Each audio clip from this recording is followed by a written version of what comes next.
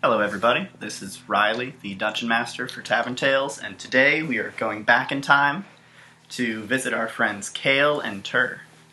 Kayl is played by... It's Crew Sale, everybody. How's it going? Looking forward to, well, whatever may happen on the road.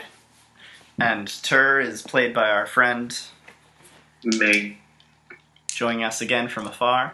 Mm-hmm. And today we're going to head back a little bit. We got to see Tukra and listen to him, learn a little bit more about the world, and escape his very dangerous illness. But today we're gonna have Tur and Kayl go up the road. They were planning on going to the Allfather's Hammer, a mercenary company, to show them these ancient magical artifacts they had found and figure out how did these orcs get them, where did they get them from, what are they doing with them, and figure out what they're going to do with them. But before we do that, we have to get there. True. So we're going to start traveling. One other thing that we were discussing, just so that nobody actually starts raging at us in comments or chats later on. Yes, Riley and I are aware that Tukra could have healed his own illness with lesser restoration. Of course, we figured that out after looking it up during the last session. But we agreed that for the sake of the story, Tukra was he hasn't had a chance to actually have a moment's rest to change up his spells since he got infected. And then he was so delirious from the illness that he didn't even think to change his spells. So yeah. Or maybe it's kind of like a doctor. You're super sick and dying. You're like, I don't want to operate on myself. I'll kill me. Mm. So you don't do it. Yep. So there you go. All right. On to our travel time. You guys have your traveling supplies. You're going together. Tur, have you talked to Kayl about your desire to head off to the northwest to explore that kind of marshy region, looking for that mysterious Fey house? Or are you keeping that secret? Are you hiding that? You're gonna try and split off at some point to do that. I mentioned that there is a mentor's retreat. A mentor's retreat? Yes, a mentor's retreat that I must attend. Alright. So, Kayl, what do you think about this mentor's retreat? I think, okay, you do you. I will follow along, I guess. I mean, we're out on the road anyways. How far away is it? How far is it? Yes. Well, I mean, does Tur know, or? Yeah. Tur knows 17 hex. Oh boy. A lot of that can be along the road. Yeah, if we go through past the windmills there. Yeah. So that's roughly probably 8 more days of travel away from the mercenary home base. We actually factored that in, didn't we? Because we talked about that back when they were first hanging out. It's about a week to get up to the mercenary base, and then it's about 8 days from the mercenary base over there. Yeah, but when we were first discussing everybody's travels, that was discussed. Well, maybe not between the characters, but we were saying how that sort of evens out because they will take Kana and Cyprus. Yeah, I thought you meant like in the 7 days it was factored in. No, but Kana and Cyprus would take about 3 weeks to get there and back, and so Kayl didn't really have an issue with them. Well, actually, he wouldn't have an issue because he knows how long Cyprus and Kana were planning to be away. Mm-hmm. So if Tur brought it up, because Tur didn't bring it up when they were discussing it, but he'd be fine with it. Okay. So, are you planning to accompany Tur to this mentor's day camp? I don't see why not. All right. We know where to go next. All right, so let's see how our first day of travel goes. Does anything happen? Does anything not happen? And if you guys have anything you want to talk about, discuss, questions to ask each other, feel free. We can certainly spend some time each day doing that, or we can see if anything eventful happens, deal with that, and then do any role-playing. All right. All right, so it is a beautiful sunny day. There's a nice, gentle, warm breeze flowing through the air. It's so pleasant. It's almost hard not to preen and frolic off in the grass. Okay. But you guys make good time. You're able to travel. Do you have any conversation you want to make as you're walking along, racing along? I guess Kayl would want to talk a little bit about, well, where Tur comes from. I mean, in his travels with the Bardic group, he probably would have heard what an Arakakra was, but he's just not really familiar with anything beyond them being eagle people. All right. So would you like to reveal anything about yourself? Nothing of note, no. All right. So Tur evades your questions and doesn't really answer anything you're asking. All right. If that's the case, if Tur's not really willing to talk, then Kayl would probably just think to himself and probably converse with Serafina. Mm-hmm. What's he No, gonna ask? I want Kayl to talk about himself. He's the hero of the group. Oh. So Tur's kind of redirecting these questions back to Kayl every time he gets asked. All right. Well, Tur's not really willing to talk about what happened in his past, really. So he'd probably just say, "Well, I'm from Lyon.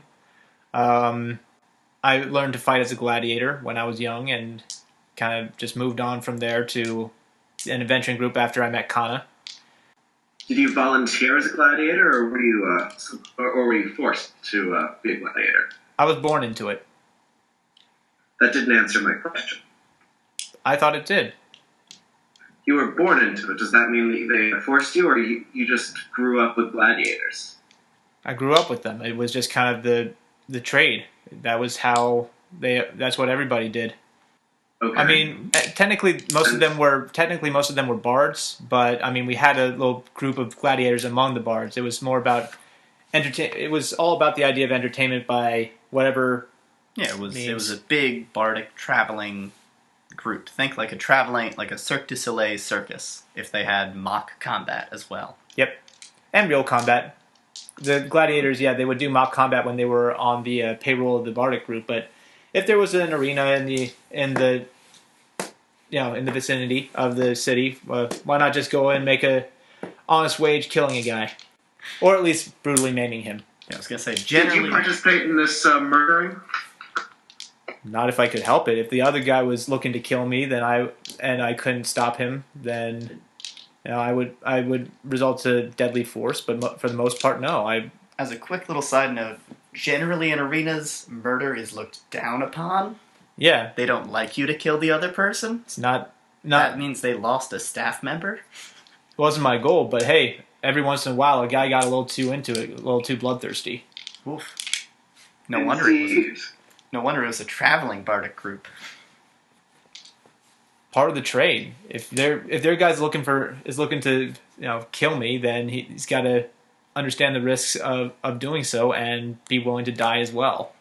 All right, so we have a lovely conversation about Kayl's past. He reveals all his information about his gladiatorial and bardic roots. The day starts to wind down and sun starts to set. There's a lovely golden hue in the sky. A few stray scraggling clouds cast purple across the sun. It's time to camp. Would you guys like to push on through the night, or would you like to set up by the road? Kayl would be more towards just finding a safe little place to bunker down for the night. Traveling at night alone or semi-alone, just two guys. That's taxing enough. Mm. But if you get jumped in the middle of the night, then you're going without rest, and you're probably going to be worn down the next day, which makes you even more likely when you're seen to just get taken advantage of. That's true. Do you have any thoughts on this, me? I'm willing to listen to our leader, even though we had no encounters for the day and there's no detriments with the fighting. All right. I am willing to listen. All right, so you guys, I assume, set up your tents. Well, have a quick dinner. I would like to do a. What am I looking for? I don't know if it'd be a nature check or a perception check, investigation maybe. But I'm hoping to actually find a secure alcove, something with a little bit of cover, just so. This is actually a nice, a safe place to have camp. When you travel with a paranoid assassin and a druid, you kind of learn some tricks for traveling on the road. It's right by there. Yeah, so he would just look for a defensible copse or just some place where they won't get jumped so easily. Okay. You don't even really need to roll for that. Okay. You're on like a road. There's some woods off to the side, not too far away. You can go a little bit out of your ways to make a sort of shelter Okay. in there. And I'm glad that you said that because I almost rolled the orange die. Oh, that's Mr. Number 1. Mm-hmm. Always gets ones in the most important times for me. Yep. Do these all get... Yeah, they actually all get numbered the same way. Interesting. Alright, let's see. Okay. I'm obviously perched in the trees for this, for the camp out. Huh. Good idea. Alrighty. And I'm having my animal companion fly around and keep an eye on things. Okay. Gonna have it wake you up if it sees something out of the norm, perhaps. Exactly. Alright. The night passes.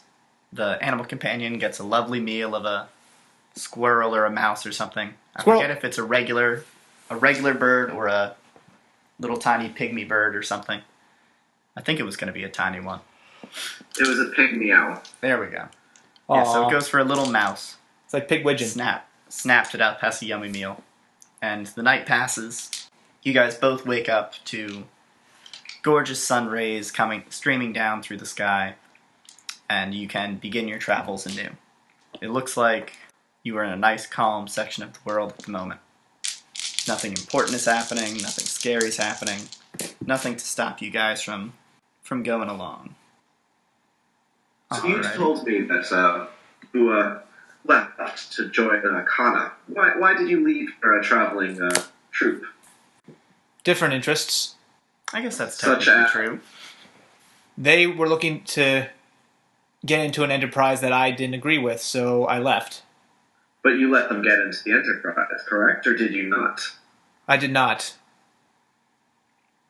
So what was this enterprise that they were trying to do, and how did you heroically stop them? Slaving. And I cut them down. Actually, I cut their leader down, and I let the others live. Very interesting. Mercy, but justice at the same time. You truly are going to shape up to be a fine hero one day. Kayl's frowning, but at the same time, he can't help but smile a little bit at that, because it's kind of nice to have his actions vindicated by somebody. Some recognition of doing the right thing. Yeah, all of that weighs heavily on him. A lot. His past does, and that's kind of a positive to him with Tur, because honestly, the only other people who've ever looked at him with any kindness after learning about what happened were Kana and Tukra. Mm-hmm. So, well, Kana, it was just that she's not one to judge, because she's frankly done a lot worse. Tukra was just, well, he's not a proponent of slavery, so he didn't view that as a negative thing. Kayl told him the whole story, so he's also not a proponent of devils getting their way, because devils are always trying to destroy the natural world, so they're kind of at odds with druids generally. Yeah. I'm figuring you're not telling for that. No. I'm just, that's a little bit of backstory. That's Crusale talking, not Kayl. As you guys are walking, talking, again, it's a very pleasant day. Sun continues to shine brilliantly. There are a few more clouds in the sky this time. It looks off to the north. It looks like you can see way off in the distance. It looks like there's starting to be some cloud cover coming. It might be up to rain in sometime in the next few days. But you also see down the road a tiny little colorful blip. Something a little ways down the road, maybe you'll catch up to it soon, is on the road, and it is absolutely garishly colored.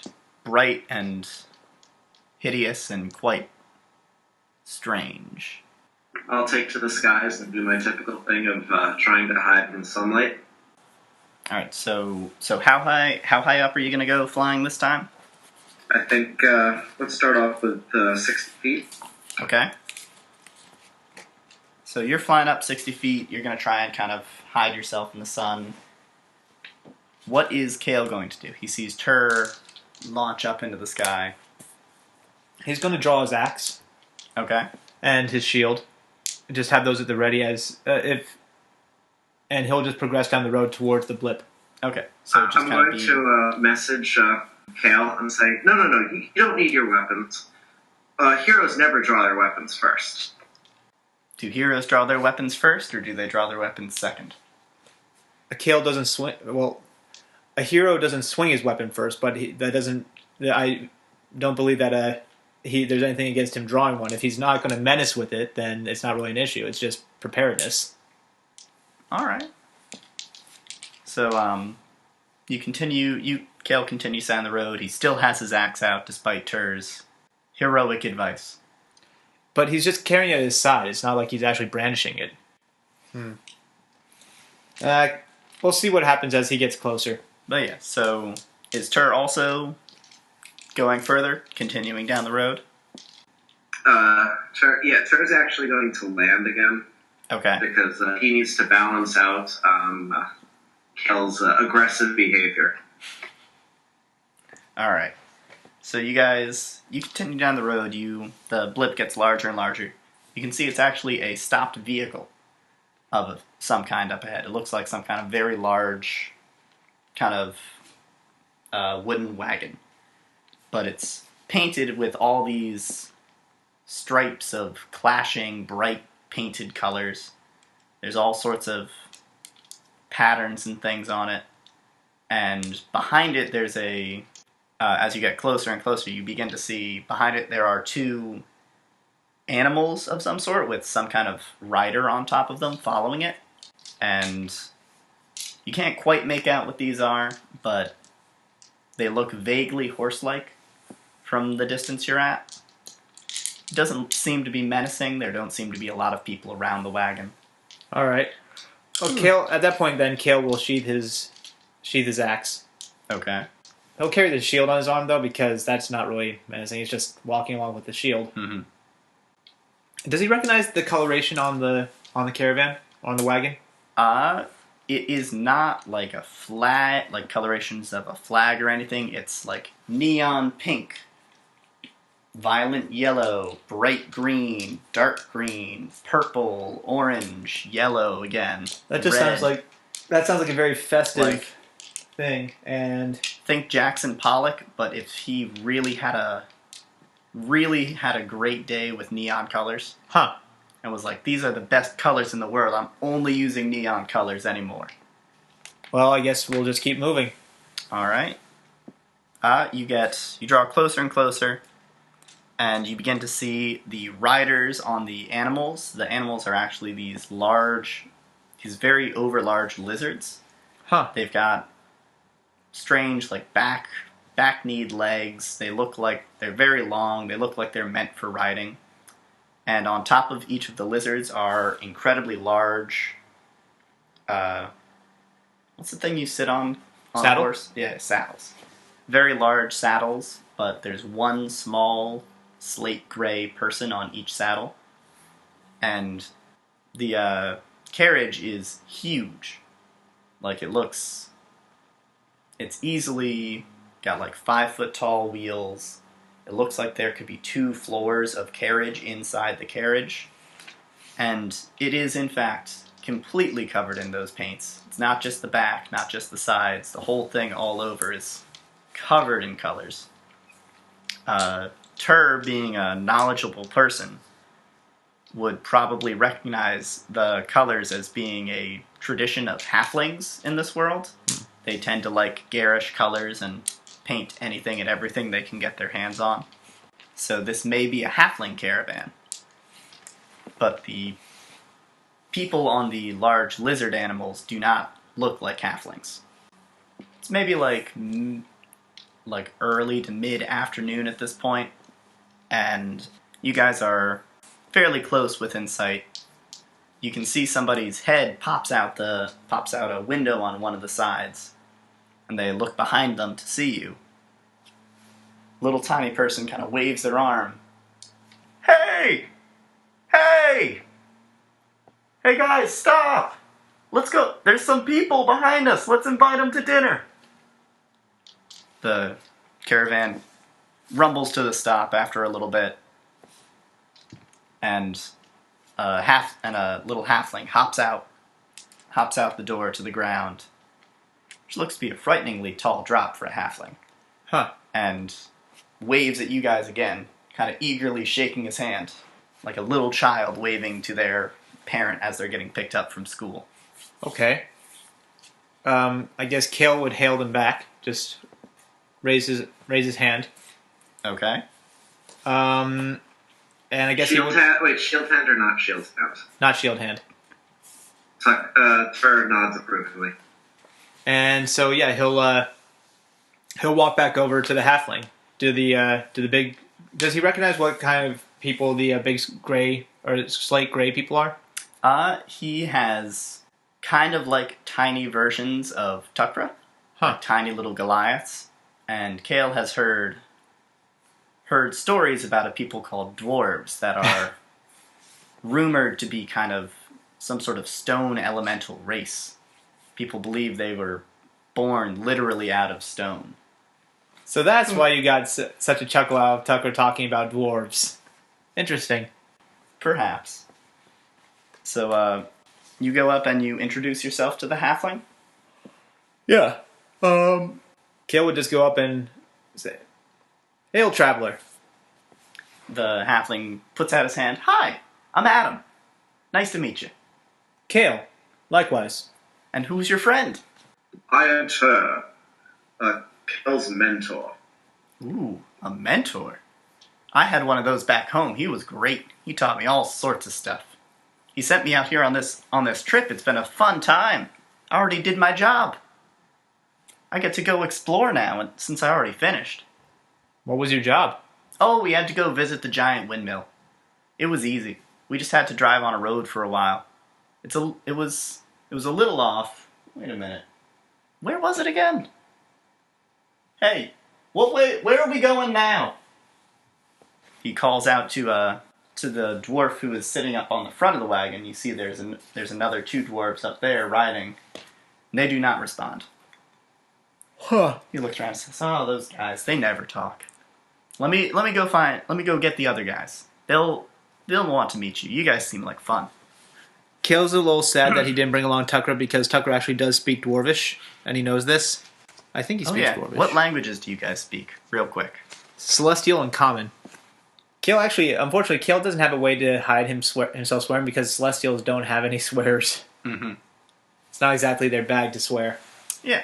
Swears are bad things, not good things. I have no idea. You're a wizard. Wizards probably get an extra one. It's probably speak Common. I think Arakokra speak Aran. And then you get to choose one more. We'll deal with that when we run into another language. Sounds good. I don't think I'd speak Dwarvish. Mm-hmm. All right. So Adam goes up. He pulls down from underneath the carriage. There's a big latch. He pulls it out, and the stairs kind of drop out from the bottom. He climbs up and opens the door, and goes in, shouts a little bit. Hey, come on, everybody, get outside! Come on, let's go. We got visitors. We got guests. And a stream of halflings come out of the big wagon. Adam leads out, and there's another halfling who looks quite a bit like him. He introduces himself as Jacob. He's Adam's older brother.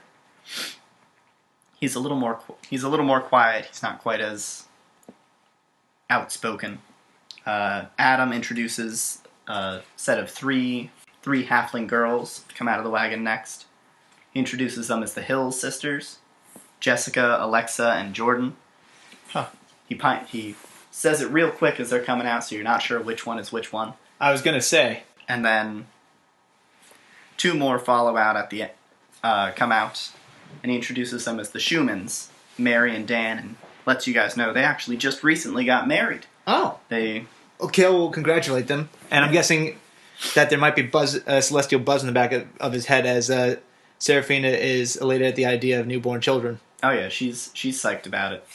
They chat a little bit. They tell you about the beautiful ceremony they had. They actually just had it at the giant windmill. And then after they've all been chatting for a little while, there's a pleasant buzz of conversation. Everyone's looking around, talking to the two of you. And one more halfling comes out. This one looks much older. His hair is all gone gray. He's got wrinkles all over. All these other ones look like they're barely children, which for halflings means they're all maybe 18, maybe 19, just about as young as they're allowed out of their city. And he kind of looks and he's eyeing over Kayl, looking at you, identifying, are you a threat? Why are you here? What are you doing here? And he looks over at Tur and does the same thing for a moment. Seems like he's decided you're not dangerous. And he comes down to introduce himself. He says, hi, I'm John. John Appleseed. Kayl Oscura. And you? I'm Tur. Tur what? Tur Nanboy. There we go. Introduce yourself proper, boy. Kayl's actually going to smirk at that because usually it's Tur acting all imperious. So John pulls out a map. He looks at it for a moment and he asks, I got a question. Are y'all coming from the Allfather's Hammock base, or are y'all coming from Foresthome? Foresthome, and we're actually heading to the Allfather's Hammer. John puts his head in his hands, wipes his face, and he turns and he shouts something in this gravelly, rocky language at the driver. It does not sound pleasant, and the wagon actually starts to turn around. They've evidently been going the wrong direction. Were you heading to the Allfather's Hammer as well? Yeah. Oh. We were gonna loop down, go visit a few countries. These young ones want to have a long adventure, not just do our job and get back. I remember everyone feels the wanderlust like that when they start. Well, as we're all on the same path, why don't we all travel together? Safety in numbers, and always nice to have more company. Well, we already got numbers. My associates here and these young children. Well, Why do we need you? We're pretty handy in the fight. Well, We're also pretty good at telling stories if you're looking for some evening entertainment. Maybe they will. But you leave me alone and we'll be all right. He just kind of walks away back into the wagon. And Kayl's just going, we're not going to be, yeah, so we're not going to be okay, yeah. And he'll just turn to Tur and just, give the side glance towards the younger halflings and just say, shall we? Yeah. Adam walks over and says, I'm sorry about John. He can be a bit of a bother, but he means well. He's looking out for all of us. This is our first journey out, but he's been journeying for, I don't even know how long. He's been journeying since long before any of us were born. But my mama said he was trustworthy and he would take us where we need to go. But apparently we took a little detour. But that's all right. We got to see this beautiful little land here. So where did you guys say you were going? The Allfather's Hammer. Did you hear that, buddy? They're going to the Allfather's Hammer. He tries calling out to the dwarf up at the front of the carriage again. Again, the dwarf does not respond at all. I don't think he speaks common. Oh, he does. He understands us. They just don't like to talk all that much. Fair enough. You'll see at dinner time. One of them sometimes comes and points at things. Huh. All right. Riley, question: would Tukra have taken the time to teach any Dwarvish to Kayl and Kana? Unless they asked him to teach them, probably not. I guess it wouldn't have come up yet, but after this, maybe Kayl would ask. Yeah. Languages are useful to know. True. That's why there are spells and stuff for them. It's all wonderful times. They're even they're enchanted items, right? That are all rings that are specifically about translation. Mm-hmm. So the wagon. So everybody can kind of climb in the wagon. They walk for a little while longer. Mary, and a couple of the girls go into another room. They say they're going to start cooking dinner. They're going to get ready to have a big feast since they've got visitors. And Dan and Adam stay around with you guys, asking you questions, trying to find out why are you going to visit the Allfather's Hammer? Are you on a quest? Are you on a mission? They've got kind of starry eyes. You can tell they're young. They're expecting some sort of big, magnificent thing to be happening. Well, seeing an opportunity, Kayl will go into full bardic mode and regale them with the tale of the siege of Foresthome and the artifacts they claimed in their great battle. Oof. And tell them and explain to them that these were from a bygone empire and have unforeseen properties that only the Hammer of the Allfather's mercenary band can divulge to us. So you tell your story, and Dan and Adam are at rapt attention. They ooh, they ah, they beg and plead to see these awesome artifacts you found. They can't wait to see them. They think they're going to be so cool. Well, are you going to show them off, or are you going to kill? He might actually try something. Well, actually, no, he wouldn't be that dumb. He was going to consider actually just taking out the three of them, let them look at it, and then he'd say, "You gotta be careful. Just the one wrong move, and these things will set off a gigantic fireball, and then start juggling them." Oh, watch out! What's gonna happen? Dan is enamored by this. He thinks it's the coolest thing ever. Adam, for a moment, has a little frown. He's like, "Whoa, don't burn my wagon. Come on, dude, please stop. Don't stop. Don't stop juggling." Kayl would stop. It's just in jest, Dan. No, trust me. These I'm taking these to the hammer because I don't know exactly how they work. So let's just put these away for now. Make sure nothing bad happens, huh? Yeah. So while that is happening, Jacob, the older brother of the leader of Adam, comes and he goes to talk to you, Tur. He's a little more quiet. He's got some glasses on. He says, "You seem like a smart guy. I wanted to ask, do you know any Dwarvish?" I unfortunately do not. Oh, well, that's a shame. I've been a little worried. I feel like we really should be able to talk to our companions, the dwarves, but I guess I'll just have to leave it to John still.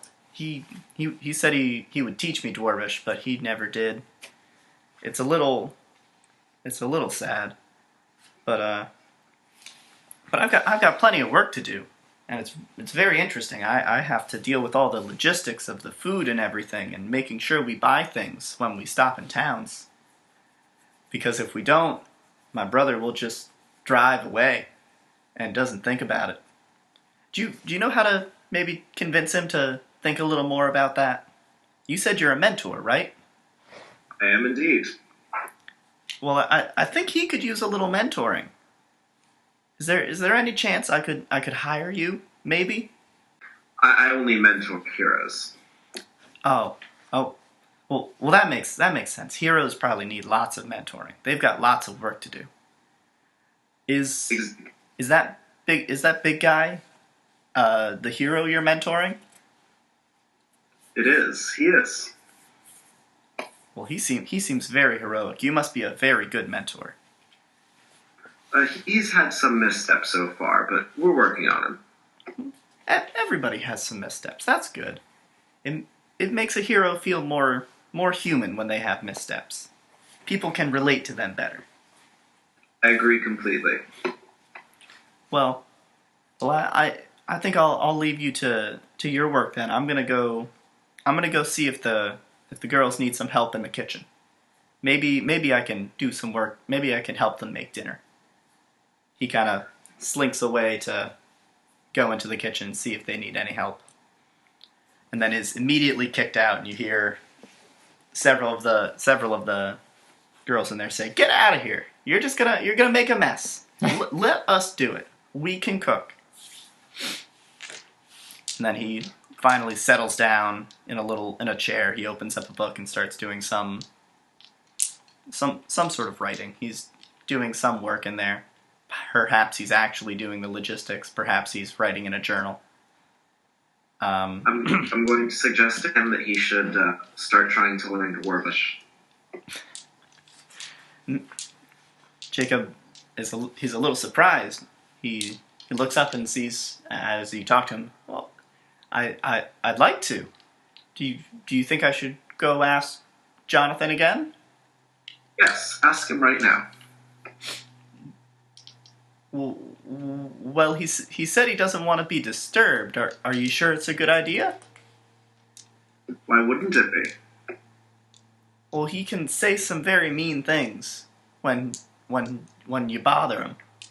I will go and knock on the door. All right, Jacob like points you to his door. You knock, and you hear kind of a grunt. Is that it? Do I just hear the grunt? Yeah, you hear the grunt. Jonathan's definitely in there. He's awake, just kind of making a noise to let you know. I heard you. I'll assume that means enter, and I'll try and open the door. Okay. Yeah, the door is not locked. You open up, and he's sitting at a desk, scouring over a bunch of papers. They all look very hastily written, as if he was copying something under like a lot of time pressure. When he hears the door open, he turns around and says, "What are you doing here? Why'd you come in?" It has come to my attention that some of your... you said that you teach Dwarvish to some of your children. Some of the children. Oh. Well, But you haven't so far. I'll do it at some point. Why does he need to know Dwarvish? Are you not traveling with dwarves? Yeah, but they don't want to talk. They know Common. They can talk. They just don't like to talk to people who don't speak their language. So wouldn't it make sense to teach him their language so that he could talk to them? It would, except that would eat up my time. I'm not traveling with these guys for fun. I've got work to do. And what work are you doing? Can you outsource it? Not right now. I don't know if I can trust anybody enough to outsource it. I gotta take care of this myself. He's he starts gathering up these papers that he was studying, shoving them all into a big bundle, and puts them away in a drawer on his desk. You can notice which drawer. He locks it with a little key, and then he turns around to face you again. What do you say? Why don't we go see if dinner's ready yet? And starts to try and guide you out of his room. I will let him guide me out, and because dinner is not ready yet, I'm going to then say, well, since you're not doing work right now, you can teach him Dwarvish. If it'll get you to leave me alone. Jacob, come here. I've got a lesson for you.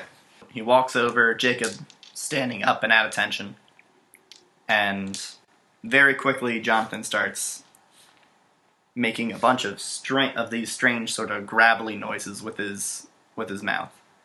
Just like when he was speaking before, but where before it sounded like each word sounded like a bunch of rocks falling down all at once.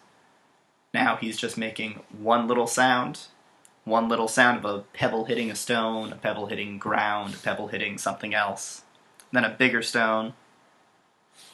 And he starts to explain these are the special sounds you got to know for Dwarvish.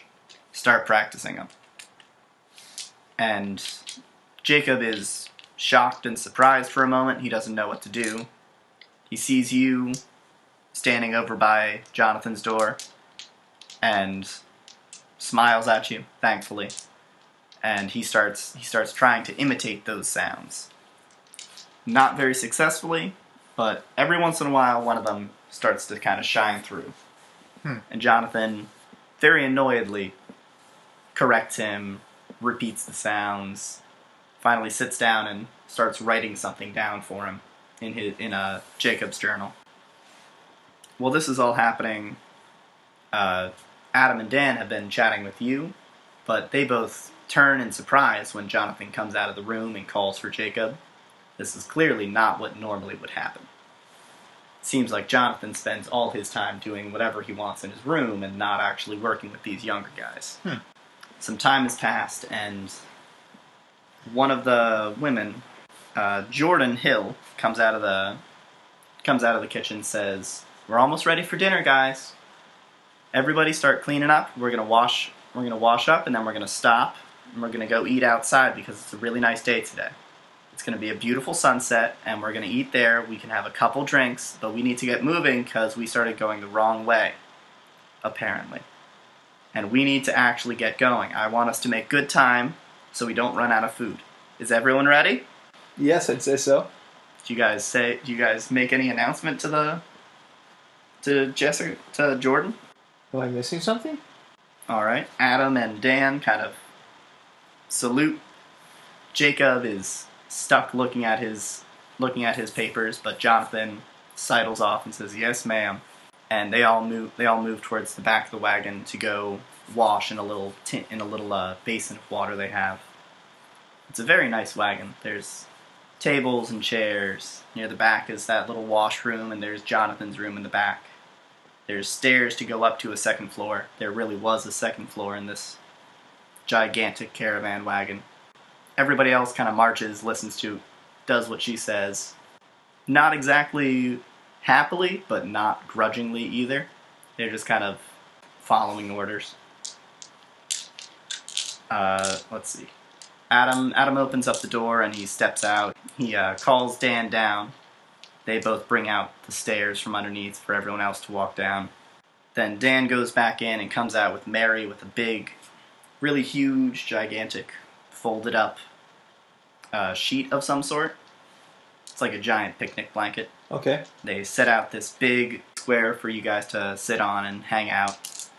And then Jessica and Alexa and Jordan all come out, one after another, carrying big steaming kind of cauldrons of food. One is full of this delicious smelling stew, another one's full of all these different chopped up vegetables cooked in a bright red sauce. It smells almost stingingly spicy to the nose. And Jessica comes out with finally with a big basin full of mulled wine, and they set them out. Mary and Dan come back out, bringing all this silverware and all these bowls and cups, and they just start eating. Everybody serves themselves. They start chatting. There's rumors in the air. They kind of gossip and chat amongst themselves. The dwarves come. They hitch up their lizards and they put blocks underneath all the wheels of the wagon to stop it from rolling. Right. They come and they gather their food and sit on their own in a little corner of the blanket. You can hear them kind of grumbling and mumbling to each other in their stony language. All right. And every once in a while, one of them comes over and will grab a bowl full of the mulled wine, or another one will come and point at something, asking for, until one of the halflings kind of gives it to him. Like he'll point at a bowl, waiting for someone to give him a bowl. Point at a spoon, waiting for someone to give it to him, before he heads back and rejoins the other dwarves. All right. Well, Kayl would have fought. Huh? I'm going to tap the one that I told who I got to start learning Dwarvish. Yeah. And I'm going to tell him to go join the dwarves for the meal. You're going to tell him to go join the dwarves? Yes. Jacob is a little surprised. He's, okay, yeah, I'll, that'll be fun. I'll do that. He quickly gathers up his bowl and his cup and his spoon and all that stuff and walks over to go sit by the dwarves.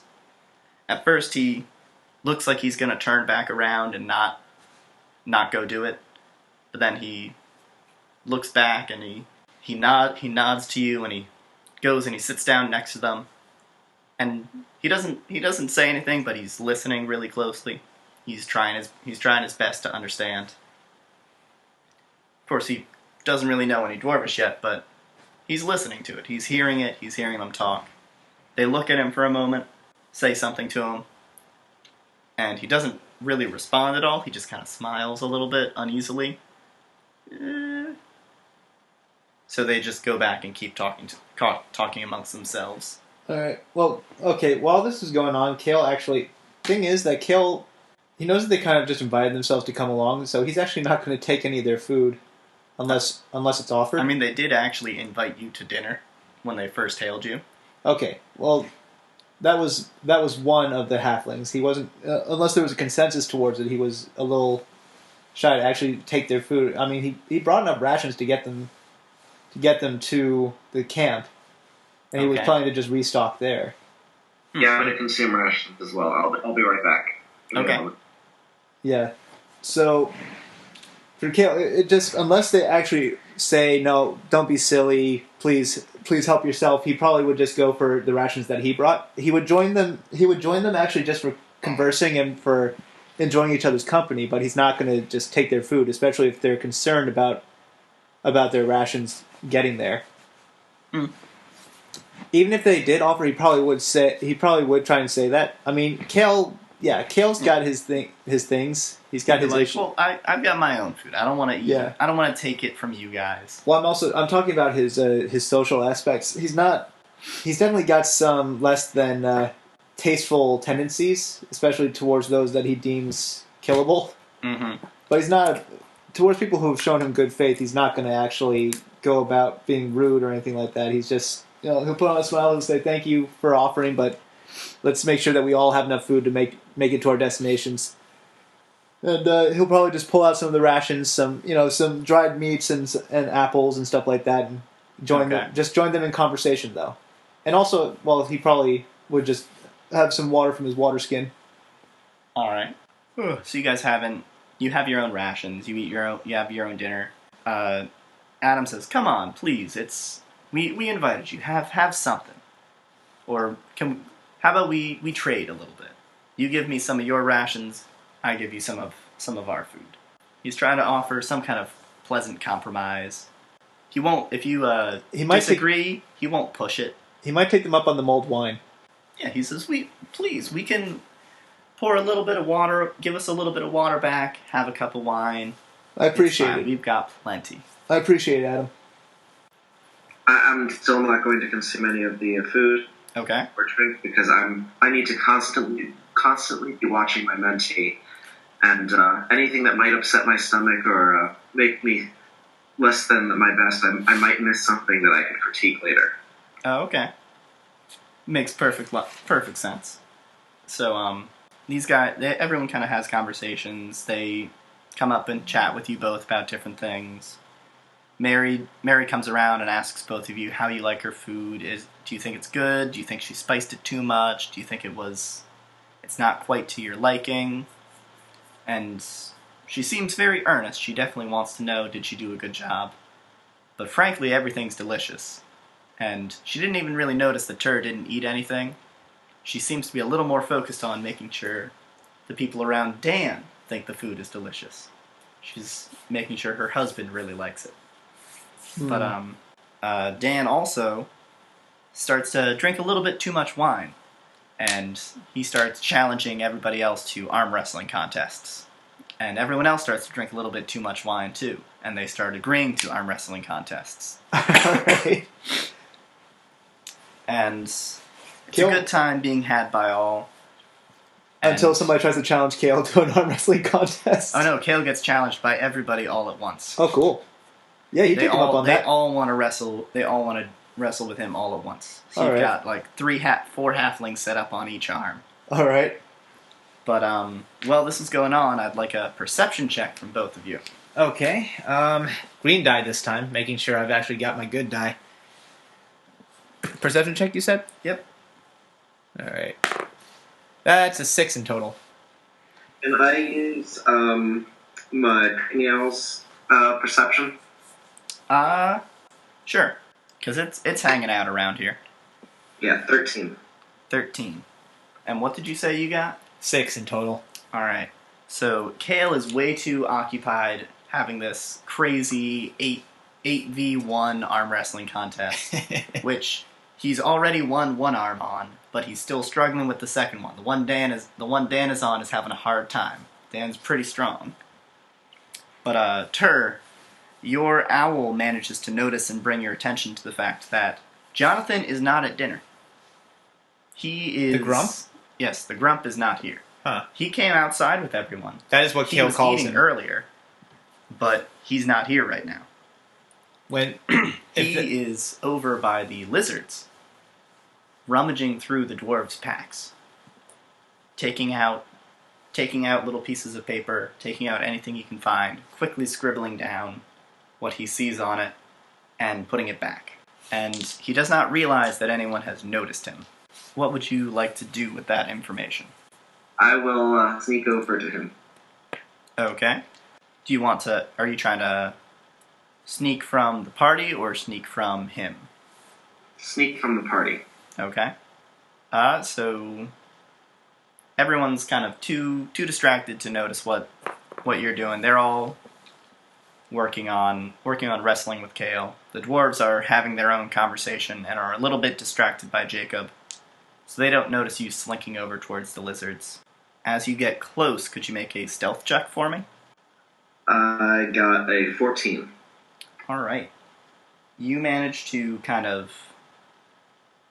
time your steps in time with the lizards' kind of resting movement, sneak around them a little bit. They're occupied eating their kind of strange wheat glop they have for dinner, and you sneak up behind Jonathan.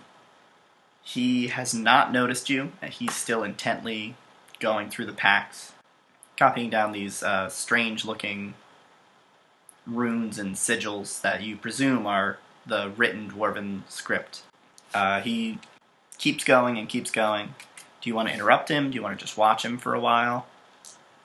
I will use. I'll use minor image to create an image of myself. Okay. Actually, no. I'm going to use silent image and minor image to create sounds. Okay. And where are you placing this image of yourself? Right behind him. Right behind him? Are you going to have it make sounds right away while you're still there, or are you going to... You're like kind of hiding out first, and then going to have the image surprise him? I'm hiding out first, and then I'll have the image. Okay. So you manage to kind of get into a spot, sneak, get yourself hidden away, and then you cast your spell, and he turns around spooked. He didn't realize anyone was behind him, didn't hear any steps happening, but all of a sudden turns around. Hey, what are you doing? Why are you here? You should be at dinner. Why are you here? You should be at dinner. I am doing my work. And what work is that? I don't trust these dwarves. I need to figure out what they're here for, what they're trying to do. Dwarves don't just go with anybody. Why did you hire them? I didn't hire them. Then why are they here? They came with me looking for a ride. I joined this caravan by pure chance. It just happened to be leaving Kinderington when I was, and these dwarves hopped on with me. I told and the small and the other halflings. This is their caravan. They just accepted the dwarves, even though they couldn't speak with the dwarves. Yeah. People are trusting in Kinderington. Halflings like to see good in other people. They thought it'd be useful to have dwarves along for guards. They're supposed to be very strong. But you don't quite trust them, do you? No. I told you, dwarves don't just go with anybody. They have their reasons, and I want to know what they are. Well, you caught me. So what have you discovered so far, considering you've been taking notes for a little while now? You haven't called them over yet. so I guess I can trust you a little bit. They keep mentioning something called a keystone, and it's supposed to be in this place we're heading to. It's an old city in the hills, off down to the southeast. So apparently magic doesn't work there, and I wanted to find out why. I think it might be this keystone thing, and that might be what they're looking for. But I keep seeing something about some keeper of the mountain, and I've never heard of that. And dwarves don't live in any mountain. They live underground. They're way off to the east, in Dwarfhome. I ain't never heard of no mountain. It's a giant cave there. So, I've got this weird keeper thing. I've got this keystone, and I don't trust them. So I'm writing down everything they have, and I'm gonna see. Can I make some sort of arcana or history check to see whether I know anything about the keystone or the keeper of the mountain? Yeah, give me a history check. How's Kayl doing on that other arm? 17. Make a strength check for me. At 17. Strength check with a +7. He rolled a 21. Let's see that. Wait, +7. Wow.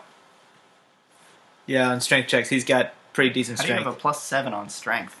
He's at +5 with his strength modifier, and he gets +2 the proficiency bonus because he has bonus on strength rolls. Oh no, that's strength saves. This will just be +5. Oh, then it's a 19. All right. You haven't won yet, but you are very close to winning. Dan is the only one holding out now on that arm. There we go. Oh, it's Underhome, not Dwarfhome. That's the one I was looking for. So you don't know anything about a keystone, but the effect of something canceling magic is something you've heard about. There's certain incredibly powerful spells that can just completely stop magic from working, and there used to be, a long time ago, there used to be artifacts that could create a big zone where no magic would even cast. You couldn't bring something magical in, it would just get stopped at the entrance, or would turn into some sort of normal object when you got there. As for the keeper of the mountain, you know that in the city of the dwarves in Underhome, there is a position called the keeper of the people, and it's kind of like the funerary director for the entire dwarven city. They're responsible for embalming and taking care of any dwarves that die, and it's a hugely personal or hugely private job. They don't let any non-dwarves meet this keeper of the people. They don't let any non-dwarves see the process of taking care of dwarven bodies. They don't let any non-dwarves handle dwarven corpses. But they also, very strangely, don't abandon them. They will always collect their dead. Even if it's hugely dangerous to do so. They're incredibly loath to leave somebody's body behind. It's not a keeper of the mountain, but it is a position called keeper. It seems like you think it could possibly be related to that, but you're not sure you're not entirely sure. Sounds good. And where exactly are we going? If you look at the map in the Discord, there's up in the north, there's the big lake with the little deserty island in the middle. Yeah, I see that. Kayl is headed to the little black symbol that's at the bottom left of that lake, and then you were headed off towards that. You wanted to go to that big marsh area up in the top left later. Got it. So where is the keystone rumored to be? It is somewhere in the hills. It's supposed to be in a settlement that is along in the big kind of hill area. Those dark brown segments are a giant old road. Along about 7 hexes down that road on the western side, there's a settlement where supposedly magic doesn't work, and they think that's where the keystone might be. Wait, 7 spaces down from what? So the dark brown thing that is the dark brown thing in the hills is a road. It's like a really, really big road. If you go down 1, 2, 3, 4, 5, 6, 7 hexes down that road, the hill immediately to the west of that, or to the left of that. Okay, I'm not quite sure where it is, but I'm figuring I'll be able to wander to it. That's what he's figured out. He's been suspicious of them from the start. He's trying to figure out this stuff with all the notes and things they have, all the paperwork they have with them. But he's been unsuccessful in getting anything out of them so far, other than kind of those things, or at least that's all the information he tells you. He may have more information stowed away in that desk of his, where you saw him stuff his papers before. But apparently he kind of sneaks up and spies on these dwarves every night, tries to figure out what they're doing. And now they're headed back towards the Allfather's Hammer, which is where they want to go. There is a road that will connect to that kind of really big road at some point there, which is probably the route they're going to take after this, if they really are heading to that location. Do you have any more questions you want to ask, or things you want to do with him? Is he writing all the information in Dwarvish? Yes, he's quickly copying it. Kind of slapdash, writing it down in those same sort of runes and sigils. Okay. I don't think there's anything else I'm going to need from him. Okay. In that case, let's hop back over to Kayl, who now all the other halflings are cheering on Dan. They're saying, "You can do it! You can do it! One more big push!" All right. He's like half an inch off the ground. You've almost won, but he's still hanging on. One last contest. Kudos to this guy. That's a 17 plus 5 is 22. And bam! You finally get his hand down onto the picnic. All right. And he has lost. But he's sweating and smiling, and he holds his hand out for a big handshake. Good job. That was great. Kayl does well. He goes in for the handshake, and then he pulls him. He slides his hand further and gives him the warrior's grasp of the forearm. Pulls him in for a hug. Well done, sir. Everybody cheers, and the party continues on. Nobody has noticed that Jonathan or Tur are missing, and it looks like Jacob is having a better time. He's listening. He's kind of trying out the sounds of Dwarvish as he's hearing them. Huh. One of the dwarves looks over at him every once in a while, points at him. This is the one that would point at things. Seems like the most sociable of the dwarves. Kind of gives him a thumbs up gesture every once in a while when Jacob manages to make a sound properly. Thumbs down when he doesn't. And the party begins to peter out. If there's anything else you would like to do for the night, Tur, we can go into that. Or Kayl, if there's anything else you would like to do for the night. Or we can head into resting. I head into resting, I think. Kayl would be kind of tired after. I'm planning to have a conversation with some of the dwarves. Ooh. All right. Well, Kayl would probably pass out after the mulled wine and the exertion. All right. So everybody kind of works together. They pick up the picnic. They put the stuff away. Kayl tries his best to help. Everybody files into the caravan, except for the dwarves. They seem like they sleep outside. One of them goes to check on their lizard horses. The other ones... I'm using my owl to keep an eye on that. How long has it been? Do you have a time-sensitive thing you want to do? Because you would have had, I'd say probably like an hour to do stuff between when you snuck off to when the party kind of fizzles out. No. There's nothing time-sensitive that I wanted to do. Okay. So, what are you... You're just going to go have a conversation? I'm going to do a similar thing as I did before. Still hidden probably on top of the carriage at this point. Okay. And I'll drop another silent image. I'm going to just drop a crouching image of the minor image of me me crouching. Okay. Where exactly? I'm going to just I'm going to do it showing up behind the dwarf. Behind the dwarf? The one that's checking on the lizards? Yeah. Okay. He works with the lizards for a little bit, checks to see how much of their feed they ate, puts away the feed they have left. What do they eat? This kind of gross wheat mush mixed with some sort of protein. AKA raw meat, yeah. Wheat, eggs, all that sort of stuff pushed together. Alright. Fair enough. It looks really gross. Probably doesn't smell that great either. Yeah. But he kind of puts that away, starts patting down the lizards, setting them down for the night.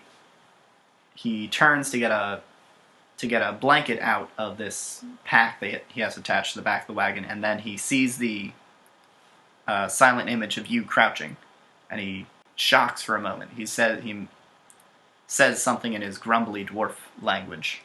Hello, I would like to talk to you. Obviously, I cannot speak Dwarvish, but I've heard that you can speak Common. The dwarf just kind of looks at you. He nods his head. Still doesn't say anything in Common. I would like to talk to you about your travels. What are you traveling with this party for? The dwarf looks at you, kind of looks around for a moment, peeks over to see if the other dwarves are coming, are looking for him, or are still just over there talking. And he turns around and puts the big blanket on the lizard animals and starts to walk back. Excuse me. What is your goal here? He looks again at you. Would you like to talk about the keystone? When you mention the keystone, he stops and he looks. He looks down at the ground for a moment, obviously conflicted and not quite sure what to do. He kind of clutches his hand, he makes a fist and lets it go, makes a fist and lets it go. He's thinking about something, and he decides to talk to you finally. He says, how do you know the keystone? I'm a mentor, I know many things. But this is a secret. How do you know the keystone? Why is it such a secret? You'll have to ask Mora. I can't tell you. Very well, I will. Which dwarf do I need to ask? He points over towards the group, and he says, Mura. And he's pointing at the one in the middle of the three remaining dwarves. He's not the tallest, but his hair is all gray. He looks a little bit more kind of flecked than the other ones. Like, it looks like there's bits and pieces of stone that have broken off of him over time. So, sort of the dwarven equivalent of being a wizened older dwarf. That, or like battle scarred and old. Okay. You're not exactly sure which it is. He could either just be old and wrinkly in dwarven terms, or he could be battle hardened and worn. All right. But yeah, he says, he points and says, talk to Mura. And then continues to go about putting down the lizard horses. Putting them down? Yeah, to sleep. Okay, I was about to say. It's not going to murder the horses because they walked nicely for a day. I was wondering, what's with the sudden change of heart? I'm going to recast minor illusion near the dwarves. Okay. All three of them look at you. Or they look at the illusion, rather. Greetings. I know that you speak Common, and I'm wondering why you're on this trip. I'm sorry that I cannot speak Dwarvish. The two other dwarves kind of turn and look at the dwarf you know as Mura now, and subtly he shakes his head. You don't want to talk to me? Not even about interesting subjects such as the keystone? The two dwarves on the side, they react just like the other dwarf did. They are shocked for a moment. They don't know exactly what to do. They look to Mura, and he nods and points one towards the other dwarf. He's telling that one to go assist the other dwarf with with the lizards. The other one, he points out towards the towards the front of the wagon. He's telling him basically to keep a watch out. And he kind of jingles his mouth around for a minute and says, Where did you hear about the keystone? I'm a mentor. I know many things. But that's not an answer. No, it is not. So, are you gonna tell me? I was wandering around one day, and I discovered my magic wasn't working. And as I was, and I searched around and tried to find out the reason why, and I heard rumors about the keystone.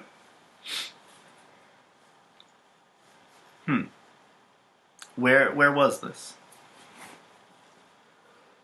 I give a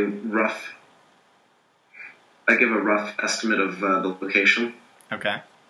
Mura nods. Very, very, very rough. Yeah.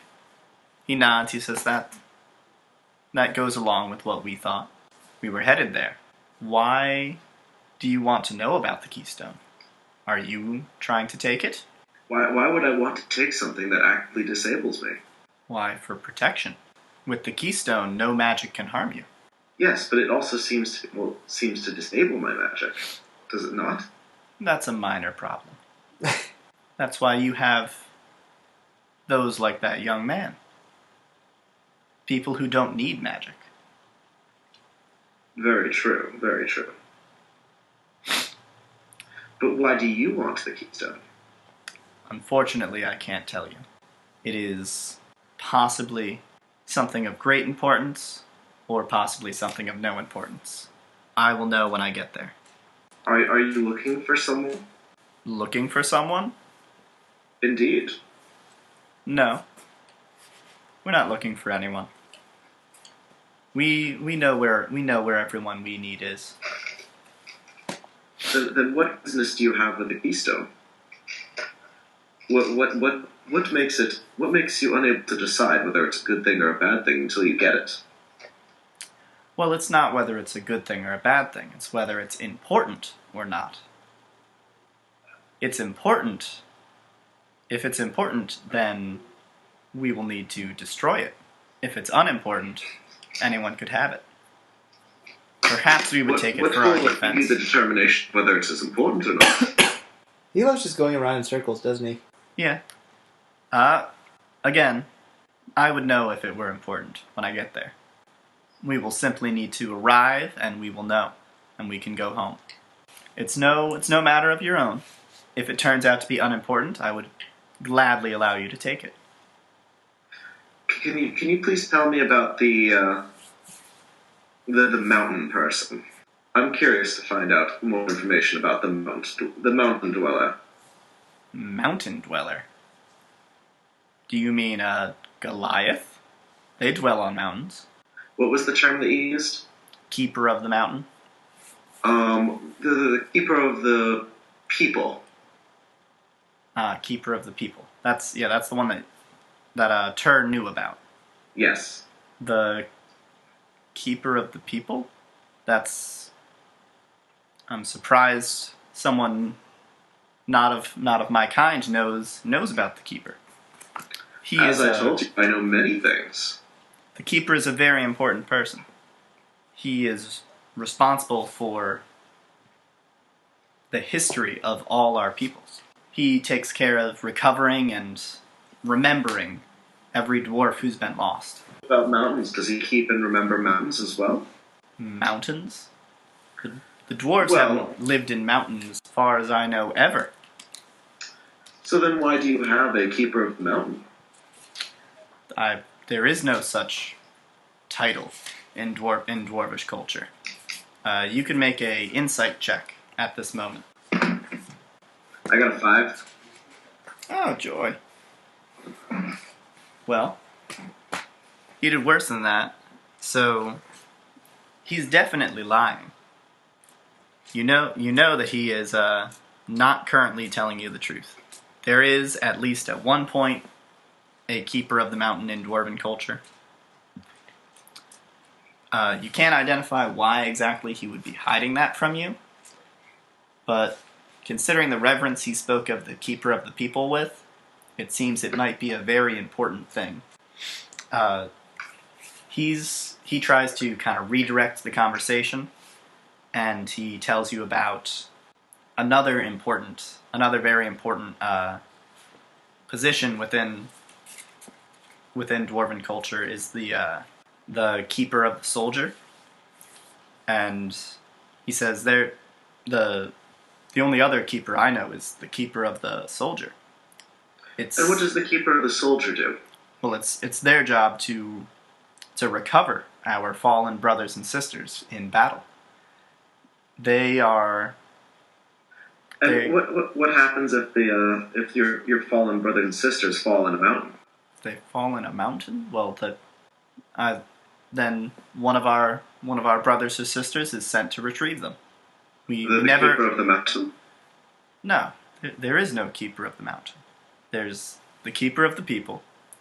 There's the keeper of the soldier. And every dwarf is a keeper of their brother or keeper of their sister. Every dwarf goes with another dwarf, so if one falls, they may be brought home. And if both dwarves fall? Well then, we will know, and we'll have to send someone to retrieve them. It's a difficult task, but it's one of the most respected jobs in all of Dwarven culture. Except for the keeper of the mountain, of course. Mura is beginning to get a little anxious, I guess I would say. A little anxious, a little annoyed. He clearly doesn't want to talk about the keeper of the mountain. He's not sure how you heard this term, and he tries to steer the conversation in that direction, asking again where you heard of the keeper of the mountain. What's making you believe there's such a thing? I am a mentor. I know many things. Mura looks at you again and says, I can see this is going not the way I wish. I knew that halfling was investigating us. What? But I did not expect someone to come along and actually question us. I must go. And he calls out to the other dwarves in Dwarvish. Where are you going? To rest. The night is long, and we must travel again tomorrow. Indeed. Yes, we must. They set up kind of spot. Each of them sits down next to one of the wheels of the wagons. Sort of set to watch, but also covering themselves with blankets. Mura closes his eyes, as do two of the other dwarves, and one leaves them open. It's the young dwarf that you talked to over by the lizards. Would you like to do something? I'm going to use minor illusion, an image of myself. My image is going to be sleeping outside the caravan. Okay. Curled up in a not immediately within sight, but if they look a little bit, they'll be able to find the image. Okay. How long does minor image last? It lasts 1 minute. Alright. But I'm going to maintain it for at least 3 hours. 3 hours? Alright. Until I can get until my owl confirms that all the dwarves are officially asleep. Well, you notice, or you see as each dwarf, as they rest there, one of the dwarves is always awake at any time.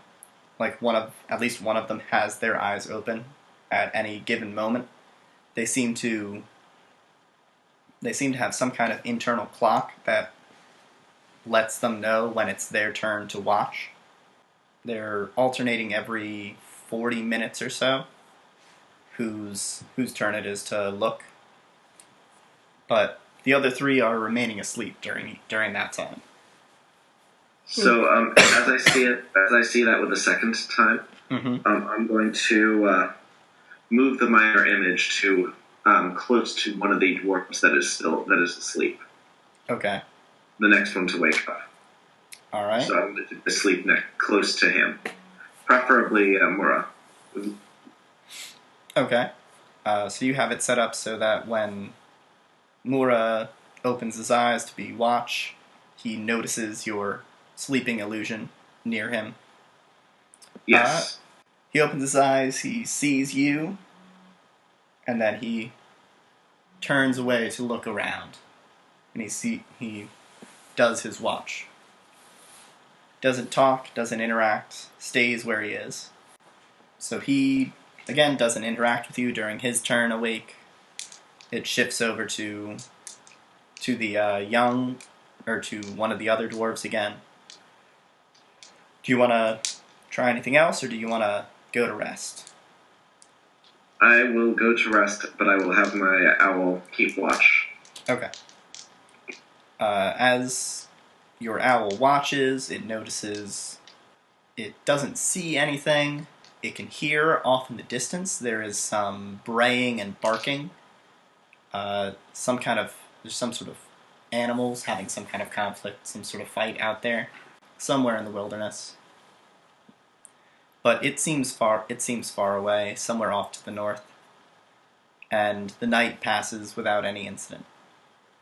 The next morning, the dwarves wake up early in the morning. They all get up at the same time, before any of the halflings are up. And they start preparing the caravan to go again.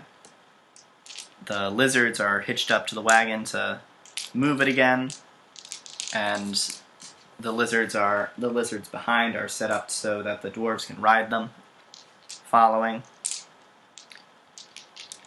Finally, after they've got everything set and ready, Mura goes up and he bangs on the door to let the halflings know it's time to get up and time to go. Your familiar notices that John is watching the dwarves get ready in the morning through one of the windows. But he doesn't do anything. He doesn't notice your familiar watching him. And the caravan begins its slow, groggy wake-up as the dwarves start driving and the halflings start getting up and preparing a quick, easy breakfast to recover from the raucous party last night. Kayl's just sitting on the back, holding his head a little bit. He's not so much of a lightweight that one cup of mulled wine would give him a hangover, but he's just a little... Now that they're moving along, he's just kind of bored. All right. As the caravan moves, you guys continue to hear that kind of braying, barking noise up ahead.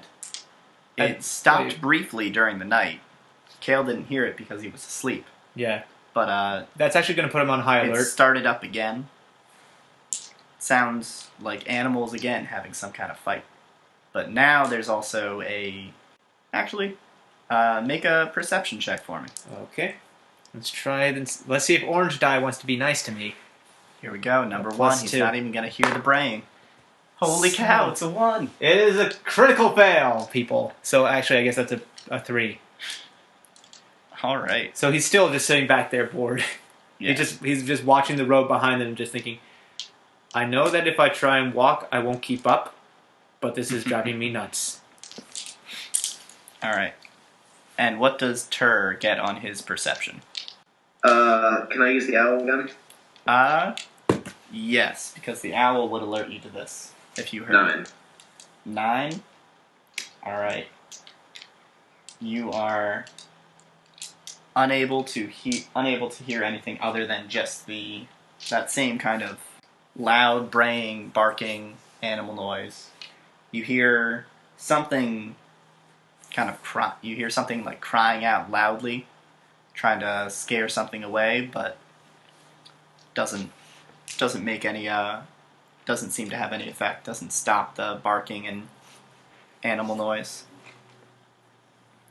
The dwarves, though, seem to be a little bit off. Tur, you're not sure whether that's because you had your conversation with them last night and now they know there's multiple people interested in what they're doing and that people know they have some kind of goal here, or if perhaps they heard something. But they're kind of standing a little more wary. The ones in the back are riding their kind of lizard horses off to the side a little bit so that they could go around the wagon. The ones in the front have their weapons not unsheathed, but they have them laid down on the bench in an attempt to make it look like it's some kind of casual, like, oh, that was chafing my back, I'm just going to put it down for a little bit. But perhaps it's something different. Perhaps it's, I want my weapon to be in easy hands reach. The day seems to be the sky seems to be continuing to get a little more cloudy. You saw those extra clouds coming far up ahead before. You see them coming again now. It's still very nice where you are, but there's definitely going to be some rain in the next few days. Is there anything you guys would like to do during the day? Or would you like to advance towards the night? So wait, we didn't actually see what was going on with the animals, or? I don't know. You could hear some noises up ahead. Oh, well, I couldn't. But, okay. Yeah, I guess since Kayl wouldn't have been alerted to anything, yeah, I guess we could just progress unless Tur wanted to do something about the animals. I'm going to go talk to the spy. Okay, you're going to go talk to Jonathan again? Yes. What are you going to say to him? You never told me exactly why you were on this mission. I didn't trust the dwarves. I told you. I needed to keep an eye on them. This was just the first caravan to leave. I didn't realize it was going to be a bunch of youngins. So your entire purpose here is just to keep an eye on the dwarves? Yeah. And what alerted you to the potential threat of the dwarves? Well, I saw them. They were in our settlement. They were in Kinderingen. There's never dwarves there. They had to be up to something. So I started following them. And then I talked to them. They asked if I knew any way out of town. I told them, yeah, follow me. We'll catch a caravan. I said I needed to go make a new map. Back home I sell maps as part of my work.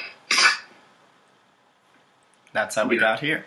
So you had them follow you, and you're suspicious that they are following you.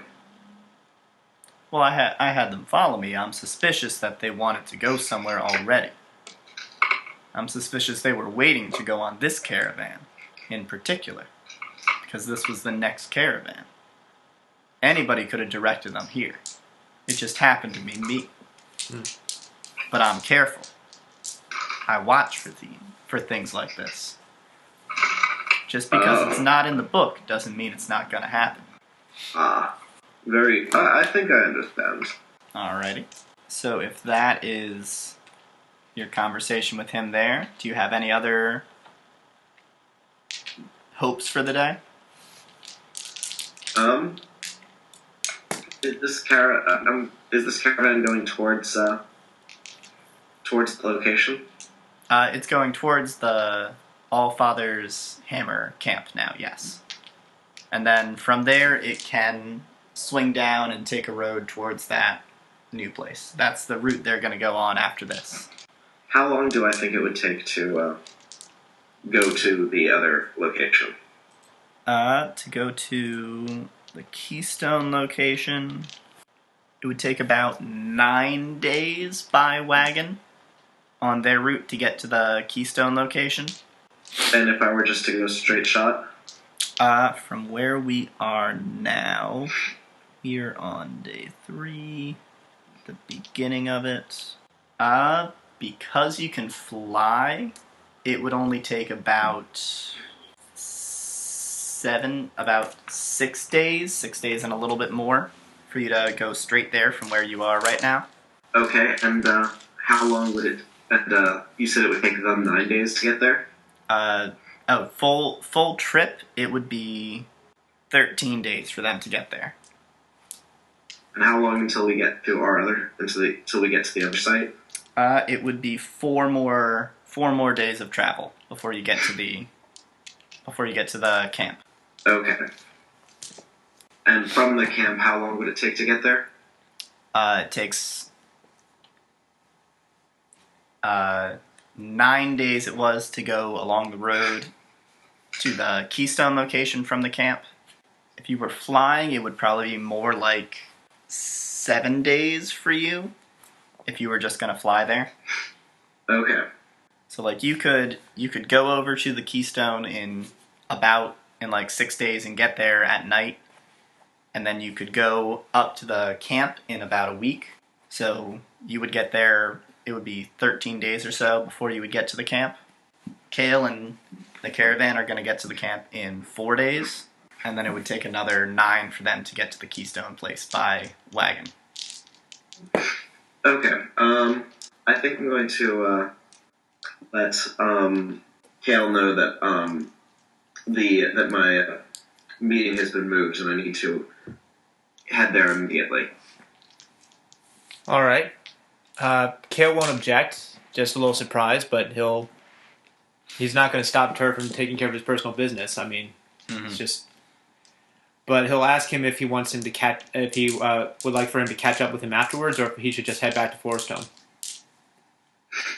I will try to meet up with him at the camp. Okay. He's going to try and meet up with you at the All Father's Hammer camp. Okay. All right. Well, safe travels, friend. Thank you, and to you as well. Thank you. Kayl will hold out his forearm to Tur, how he did for Dan the night before. Does Tur take the manly handshake? Tur does. All right. So Kayl grasps the Spindly Aarakocra forearm, gives it a squeeze, pulls him in for sort of that pat on that broad pat on the back. All right. And then I guess Tur goes flying off. I'm going to walk in a random direction for a little bit, just so that I'm roughly out of sight or far away from the caravan. Then I'll fly. All right. And where are you going exactly? I'm going to go to the Keystone location. Okay, so you're going that way. Yeah. And Tukra and the caravan are continuing on to the north to the All Fathers camp.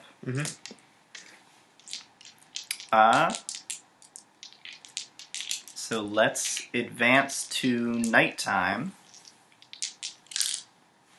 So I gotta write this down so I can keep track of where everybody is now. All right. Because now we're in like 19 different locations. Yep. So the day continues to be nice. Both of you enjoy pleasant travels as you are traveling. But that barking kind of braying noise continues to plague the area around where the caravan is going. The dwarves are now clearly concerned, and behind all the sort of barks and noise, you can hear this kind of twisted laughter, gross and so Kayl can hear almost this now. Inhuman. It's now clear and everyone can hear it. Okay, Kayl's got his axe drawn. Yeah, all the halflings are staying inside. Dan is nervously waiting by the door, brandishing what basically amounts to like a giant chair leg. Okay. Like they don't have any real weaponry. The dwarves all have their weapons ready to go. Something's going to be coming. Well, Kayl's not one to let something just ambush him, so he's probably going to set himself up for this. Anyways, he's going to walk out and he's going to cast his light cantrip on his shield. Okay. He's going to make it so that whatever this thing is knows to go for him first, and then hopefully the dwarves will back him up. Yeah. He's got like a flashlight going out in front now, basically. Yeah. He's trying to give whatever this is. He's trying to make himself a big juicy target for it because he's pretty sure that it's even if he can't get the first blow in, it will at least he'll at least be able to take one attack, and then hopefully they can start taking countermeasures. Okay. Jonathan also is he's kind of nervous inside the caravan. He works up his courage and he hops out, goes and climbs up on the front with the other dwarves, taking the reins from one of them, telling them to go hop on one of the lizards. All right. And you guys continue this way for a little while. Menacing laughter echoing all around you on both sides. Coming in from the plains, bouncing off the trees and coming back again. Kayl eventually he's getting kind of pissed that they're trying to use this scare tactic on them. So he's actually just going to start laughing into the night, just the loud. You know the Titus laugh from Final Fantasy X? Ha ha ha ha. Exactly. Ha ha ha. He's just mockingly laughing at them in that dumb way. Just yeah, keep it up. Keep it up. Yeah, you're really terrifying me. Come on, you stupid little monstrosity. Everything begins to quiet down a little bit. The laughter echoes and echoes and bounces and goes quieter and quieter until it seems to be entirely gone. When that happens, Kayl's actually going to douse his light and let his dark vision take over. Okay. He's got 60 feet of dark vision, right? I believe so, yes. 60 feet as if it were bright, darkness as if it were dim. Alright. So 60 feet out in front of you. That's pretty good. You move up, or the wagon keeps moving up, and you begin to see across the path are these hovering, glowing eyes. You see stalking hyenas crossing slowly. There's 4 of them. They're walking back and forth across the path, slavering and growling, drool dripping from their lips, possibly other fluids as well. Ew. Alright, Kayl's going to call back, we got hyenas. Jonathan looks at it and says, where? I can't see. In the road in front of us, Jonathan. Where? Keep everybody indoors, it's fine. Don't let them come close to me. Get back in the caravan, Jonathan. I can't. There's something else out there. I know that laughter. The dwarves look around as well. The caravan has come to a stop now. And Mura and one of the younger dwarves bring the lizards out from back. And they're standing at both sides of the caravan looking out into the darkness. And let me get a perception roll from Kayl. Okay. No more orange dye. Come on, green dye. Give me some love. That's a 13 plus 2 for 15. For a 15? Mm-hmm. All right. You are able to notice out the corner of your eye on either side of you are creeping up these slavering upright hyena monsters, these giant gnolls. Oh, I thought you were going to say they were were-hyenas and things. That's new. Nah. But they're, you can't quite tell in the darkness and the grayscale vision, but their fur is all matted with something.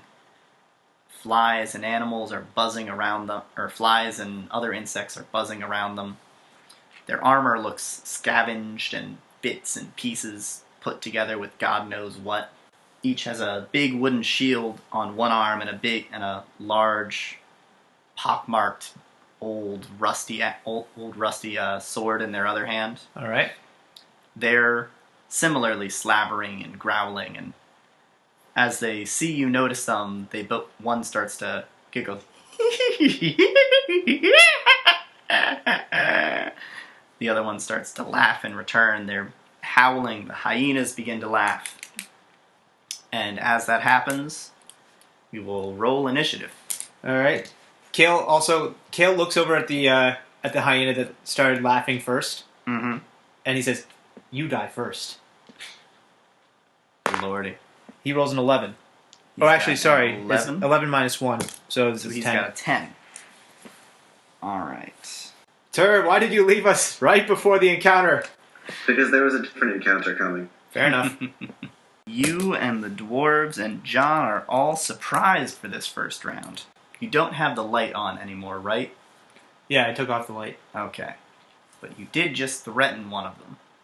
And you are the furthest out. About how far are you standing in front of the wagon? The caravan? Far enough away that the dwarves could easily make it to my location with one standard move. Okay, so like 20 feet or so? Yeah. Alright. 20, 30 feet. Let's go in between and say 25 feet.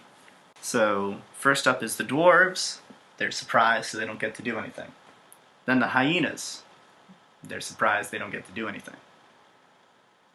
Or rather... that's how I'll do it. That's the way that makes most sense. They're watching you, so they don't do anything. You are surprised, so you don't get to do anything. Okay. Finally, the gnolls you didn't see go and shoot two. Each one shoots a blow dart, attacking one going for the dwarf that is with John on the place, and one going for you. Alright. I'm going to say a 12 does not beat your armor class, right? You are correct. Alright, so ting! The little blow dart bounces off of you. Alright. And does not make contact. John, however, takes a dart right to the shoulder and shouts, "Ah! It hurts!" He needs to make a Constitution saving throw, which he fails beautifully. John, you're in trouble. Okay, never mind, not that bad. He's hurt. He feels some kind of thing going through his veins, and he cries out, There's more in the rear! They've got blowguns and poison!" And then, we swing back up to the top. It's the dwarves' chance to go. The one next to John looks out, tries to see where the gnoll was that fired that dart gun, and he's able to spot him off in the distance, hiding in a small divot in the plains to the east of the road. He calls out to the dwarves in the rear of the caravan, pointing to where the gnoll is hiding, and then bares his axe and gets ready to go rush out to your aid if necessary. The dwarves out in the back both kick their lizard mounts into action. One rushes out towards the knoll where they saw them before. One takes up another defensive posture, looking for the other ranged knoll. The dwarf is just able to reach out to the knoll and takes his warhammer and makes a big round swing, trying to attack the dwarf. As he does that, the lizard he's riding on tries to take a big chop out of him as well. And both manage to land, dealing quite a bit of damage. The gnoll falls to the ground, laughing hideously, blood spurting out of him, and as it dies, it weakly thrashes about, trying to reach the dwarf, trying to harm them. Mm-hmm. But to no avail, it's unable to reach it, unable to harm it. So it scratches wildly at the lizard horse's face as it passes away. The lizard horse kind of hisses and whinnies at the same time, like woo, in pain and some sort of surprise. It kicks and bucks, and the dwarf falls off. But the lizard horse doesn't seem to notice. Now we move on to the hyenas, who, at hearing the sound of their gnoll kind of companion crying and howling in its laughing death, they charge forwards. All four of them rushing to go eat. Two of them come up both sides, trying to distract you, nipping at your hands, legs, whatever they can reach. And a third one jumps directly at you, trying to bite your face as directly as it can. Fun times. So that is a lot of d20s I need to roll. So these ones, Actually, this one would just be that. How does a 19 do you? Does that hit? That hits. Alright. I'm going to guess a 10 does not hit. It does not. But a 19 is going to hit again. Mm-hmm. So I'd like you to take a lovely 4 piercing damage. Okay. Or no, 5 piercing damage, rather. As the two hyenas on each side manage to kind of successfully nip and distract you and concern you. You're warding them both off. The final hyena leaps up and tackles and tries to get a bite on your throat, but you scrunch down, take a nasty chunk out of your cheek. But you're fine. You're safe. He's just I'm betting that poor hyena is probably gagging because he's now got corrupted divine blood in his mouth. Gross ichor kind of curling in.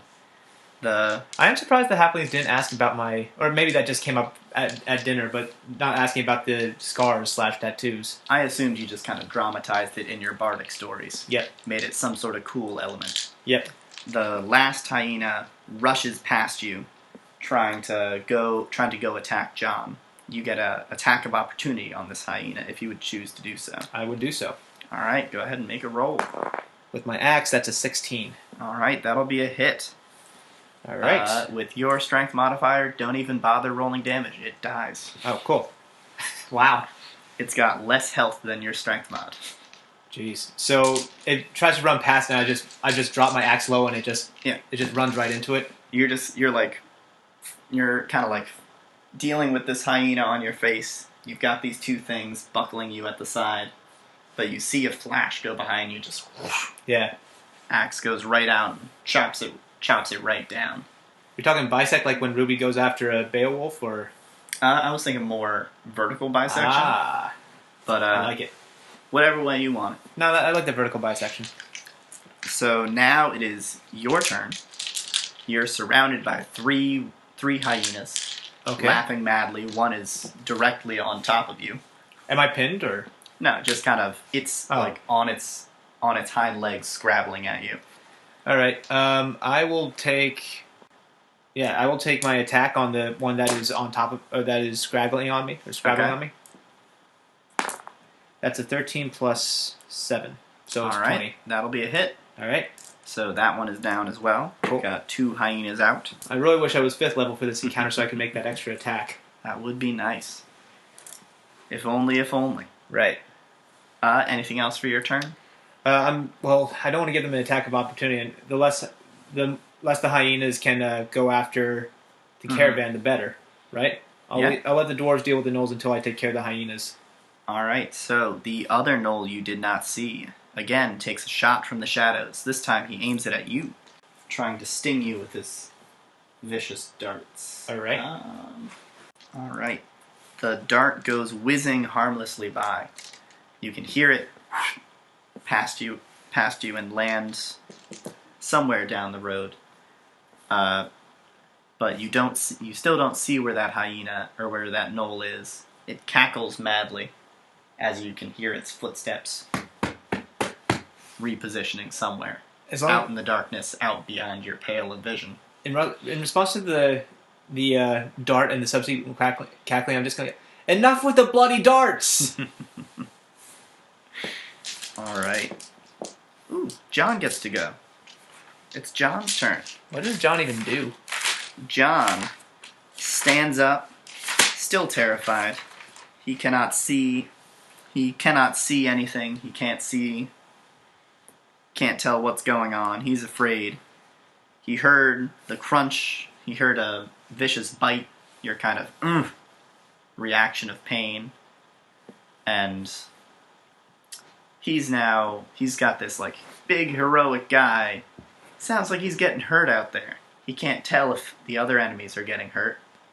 He pulls out a he doesn't hear the squelching. He doesn't hear the squelching of a battle axe going through hyena flesh. He doesn't recognize what that sound is. Oh, okay.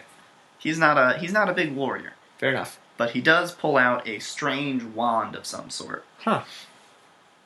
And he whispers to himself, "I bloody hope this works." Sweet, I can do that. Does he have a Rod of Wonder? Nope. Okay, good.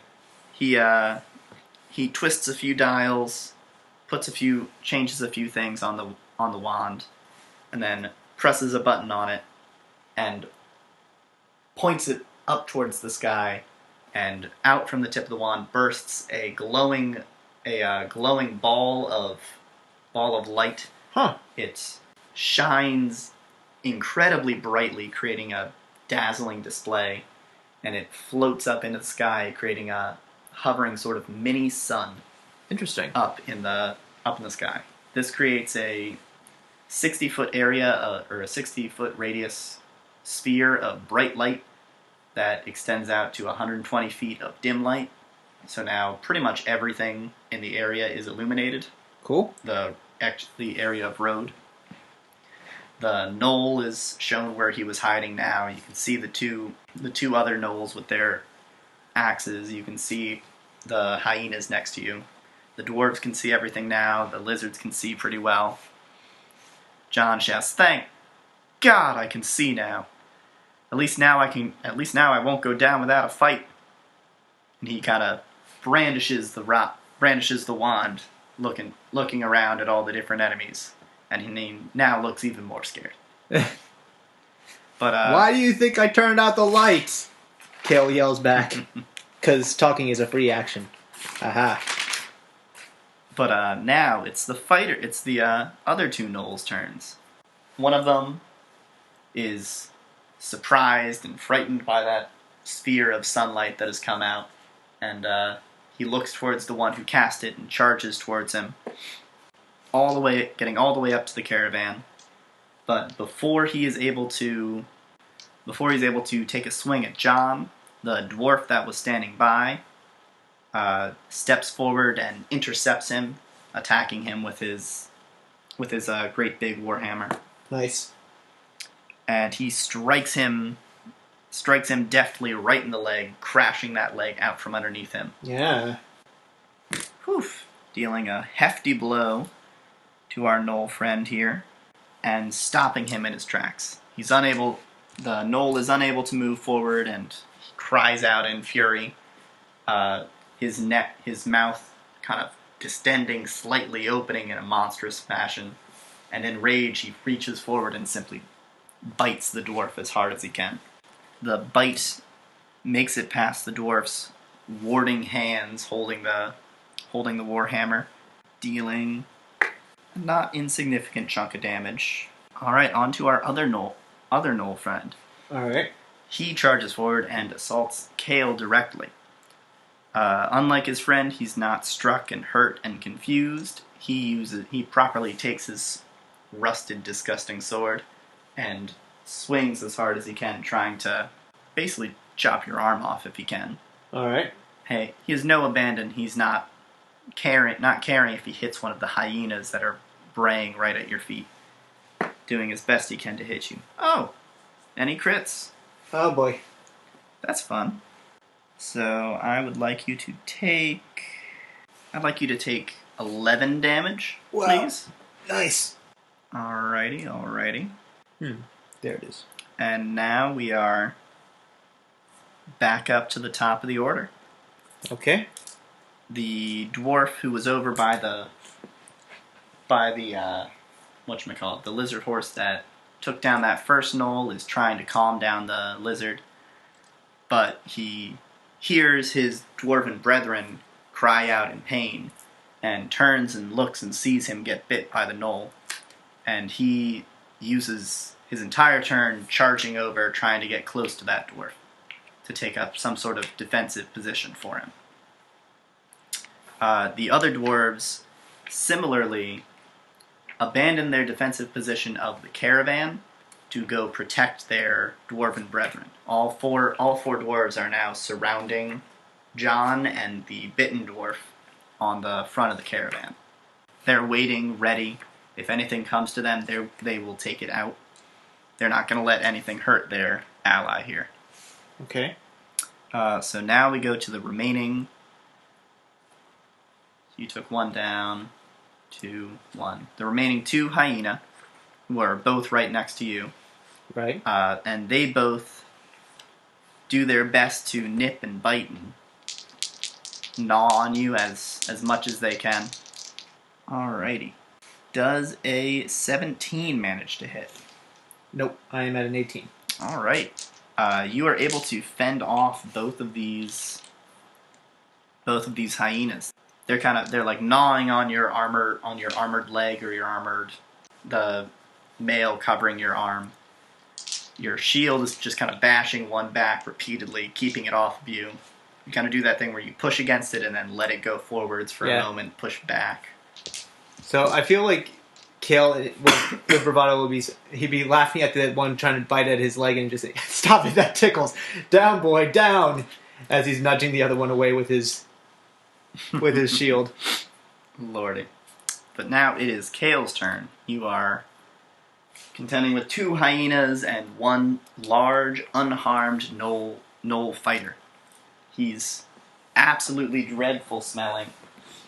His skin is coated with water and vines and thick, swampy mud. Lovely. Blood is caked on top of all of that as well. Okay, but he's within striking range? They're all within striking range? All 3 are within striking range. Okay. What, you're going to do your super explodey turn into a ghosty thing? I thought maybe. It might be fun, but honestly, if it makes them all run, I don't want them to come back. Well, maybe the hyenas would just run off and never come back. You'd have to find out. Yeah. Kayl's not really willing to let people die on his watch, in all honesty, especially since they've been looking out for him. Mm-hmm. So, for the sake of it, yeah, let's trigger Necrotic Shroud. Okay. So, Necrotic Shroud. You've got your divine energy pooling up and doing your cool divine transformation. Yeah. So I've got to make my 3 charisma saving throws or become frightened. Hyena, gnoll. Oh, yeah, they're all frightened. 100% definitely frightened. Alright, so then I'm going to use Action Surge. Okay. To get my extra action and my bonus action. That's how that works, right? Or no, wait. You just get an extra action. Well, no. Action Surge, let's see here. On your turn, you can take 1 additional action on top of your regular action and a possible bonus action. No, that's saying on top of doing an action and a bonus action, you get another action. So I still have the bonus action, though. You haven't used your bonus action yet. That phrasing always throws me. I feel like that was not the best way to phrase that. Okay. Right. But yeah, so he'll take his Action Surge to take a melee attack against the gnoll. Okay. Go ahead and make a roll for me. Okay. That is a 6 plus 7 for 13. Alright. It is your axe swings in and it just glances off of some sort of fragment of breastplate or chainmail that it managed to scavenge out of whatever disgusting home it has. Alright. And I'll take my second wind as my bonus action. Okay. Gain up some health. 1d10 plus 4. That is 10 HP in total. Alrighty. Back up to 34. So we move down to our blowgun gnoll. It cackles madly, the image of the dwarves trying to protect their fallen friend brings out a certain joyful sadism in this gnoll, and it does all it can to take its dart and shoot again, trying to nail that dwarf. This time it is able to land its shot on the dwarf, who gets hurt yet again. And that means I'd get that many dice. But he's in trouble. Definitely. So the gnoll cackles madly as the dwarf who's fallen down on the place coughs in pain. His body is racked with spasms and difficulty. He is going to definitely need some severe medical attention after this combat is over. And we move now to John, John is standing right next to these dwarves. They're all standing around him as if to protect him. that's not really what's happening, but he doesn't know that. He looks out, and he sees that that knoll is tormenting all the dwarves with that blowgun of his. He fiddles again with his magical wand, his rod, to try and get some settings right. When he raises it up, it unexpectedly, he seems to react as if this is not what he expected to happen. But he points it after twisting and turning these rods and things, and this strange, opalescent, shiny, kind of prismatic dust flows out of the end of the rod. It goes out towards you and the hyenas and both the gnolls, and it kind of settles upon you, and then bursts into kind of prismatic, multicolored flame, surrounding each of you individually. It does not hurt you. Doesn't even feel warm. It simply illuminates and outlines each of the characters. All right. Does that also go to my skeletal wings? Yes. You are awesome. Surrounded by fairy fire now. All right. So creatures have advantage to attack creatures surrounded by fairy fire, if I remember correctly. Huh. That includes you on them, but also them on you. Right. And now it is our friend, the Gnoll Fighter, right next to you. Also, after that happens, Kayl would yell at Jonathan, "Stop trying to help me!" Oh, you get a dex saving throw. I forgot. Alright, so go ahead and make a dex saving throw. Oh, yeah. I knew it wasn't just an auto thing. At my -1. I'm definitely using the green die on this one. Okay, so that is right. That is a 7. Alright, so you are limbed by fairy fire. Oh, boy. But one the Gnoll Fighter is not limbed by fairy fire. Oh, boy. And one of the hyenas is not limbed by fairy fire. But the other Gnoll is. So the ranged Gnoll is highlighted, you are highlighted, and a hyena is highlighted. Alright.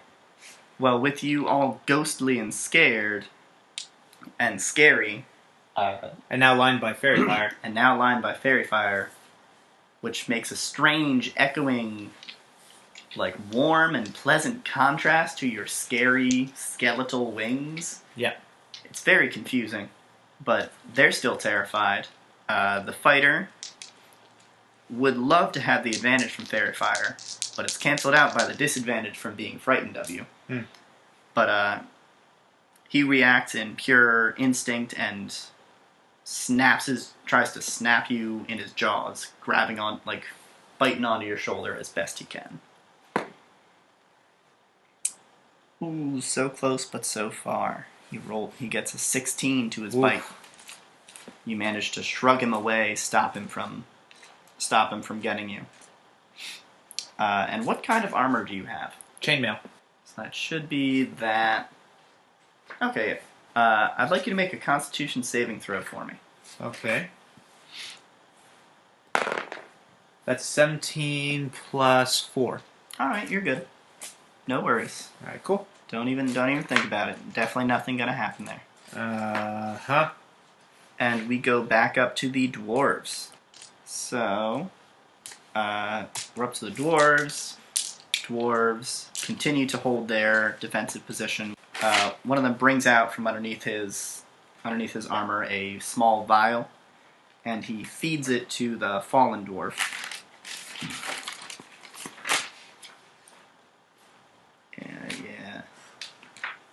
Yeah. Okay, yeah.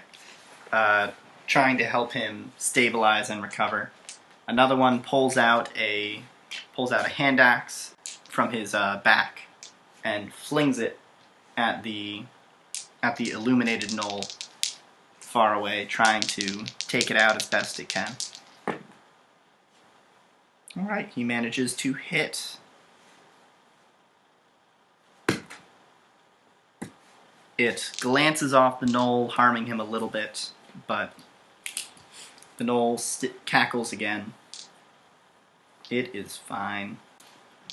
Although it does look worse for wear. We come down to the hyenas.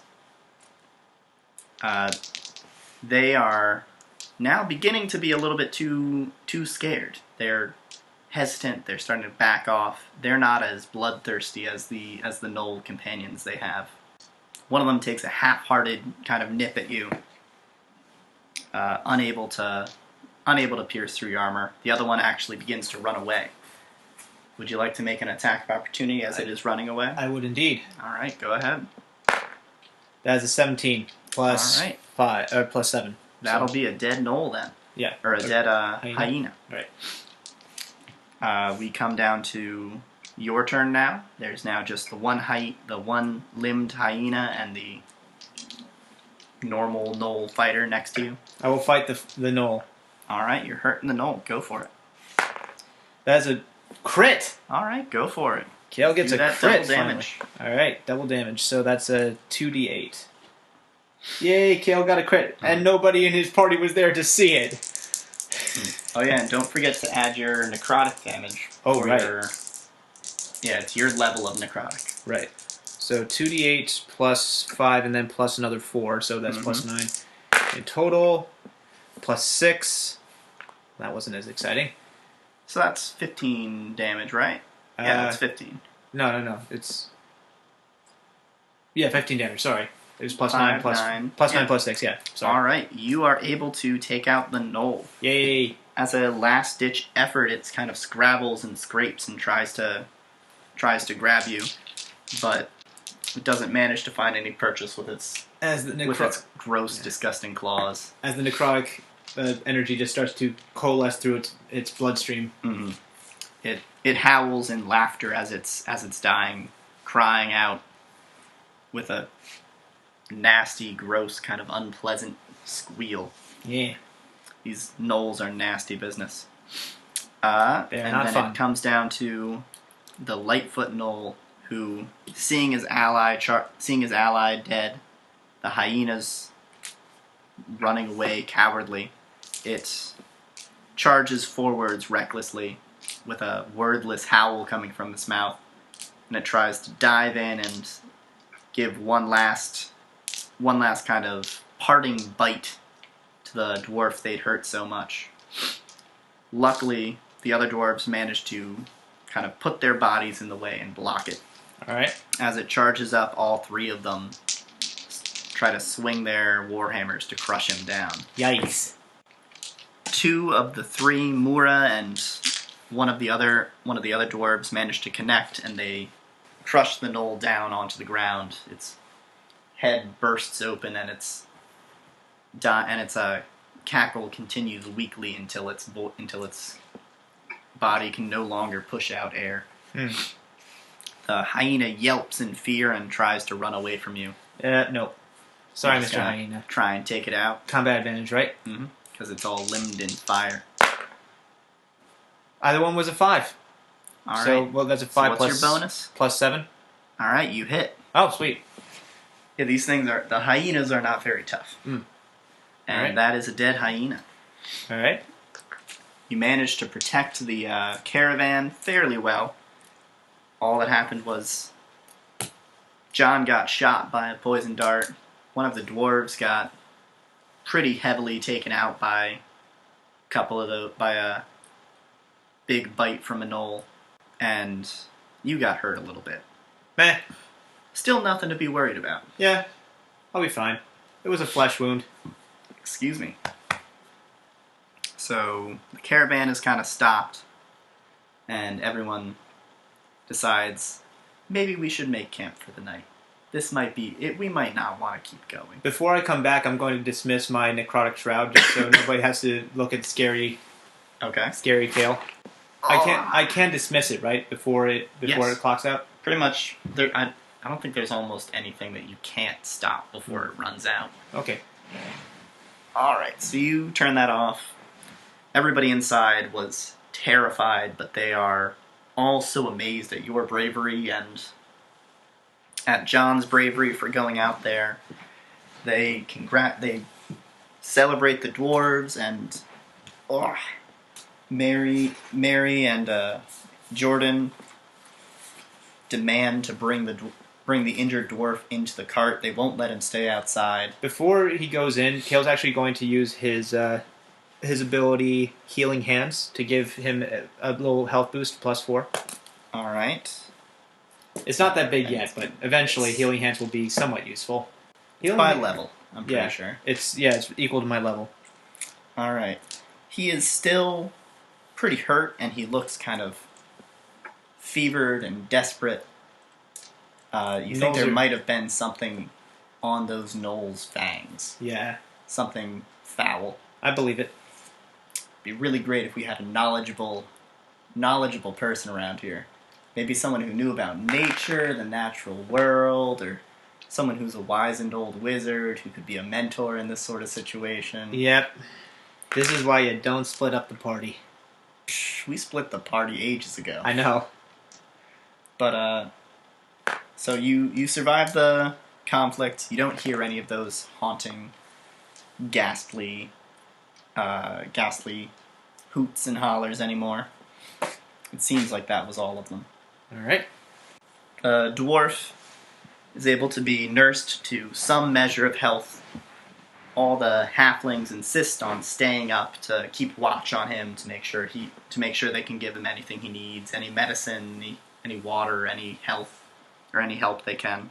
And it seems like the dwarves are sympathetic, or they're thankful for all the help they're getting. They still will not speak except in Dwarvish to Jonathan, but they all look very concerned. They're murmuring to each other, and as they're talking, the dwarf that was injured says something insistently over and over and over again. Jonathan translates to the halfling he's saying, I want to stay. Let's keep going. I'll be fine. John is not too sure whether that's true or not, but he doesn't say that to the kids. He pulls you aside and says, I've seen people like this before. It's not pretty, but these dwarves are a hardy folk. He should be fine. If we can get him to the hammer, hopefully they have somebody who's a little bit more skilled in medicine than us. Well, I hope we can rush there. I saw one of the lizards took a bite too. I hope it was able to shake it off. Maybe not. It might be this might be a slower trip now. But get some sleep. We'll be fine. All right. I'll keep watch. If any of those monsters come back, I'll wake everybody up. All right. Yeah, Kale's not going to really just say anything more. He'll wander over, he'll grab his bedroll and just lay out by the caravan and fall asleep. Mm-hmm. He's pretty exhausted. And if he can get a long rest, or even a short rest, actually, most of his abilities will come back. But I think his Necroc Shroud requires a long rest. Yep. So he'll aim for a long rest. All right. So everybody at the caravan is going to be having a rest. That's the end of that day. So now let's jump over to Tur for a moment. So sounds good. They had their long day. They were traveling, kind of warily looking for that encounter. They knew it was going to be there at some point, or they suspected it was going to be there, rather. Mm-hmm. You, however, are kind of flying out there across the plains. It's pretty much out of eye shot for you. You can't see the caravan anymore by the time that fight happens. And you've had an easy time of flying. There's not all that much around in this area. You can see the hills off ahead. They start rising up out of the ground. So as you are flying, you begin to notice actually something else rising up off the plains. It starts out as just a small little rise. You think it might just be a kind of a stray tree, something grown large over the years off in the plains, a little bit up to your north.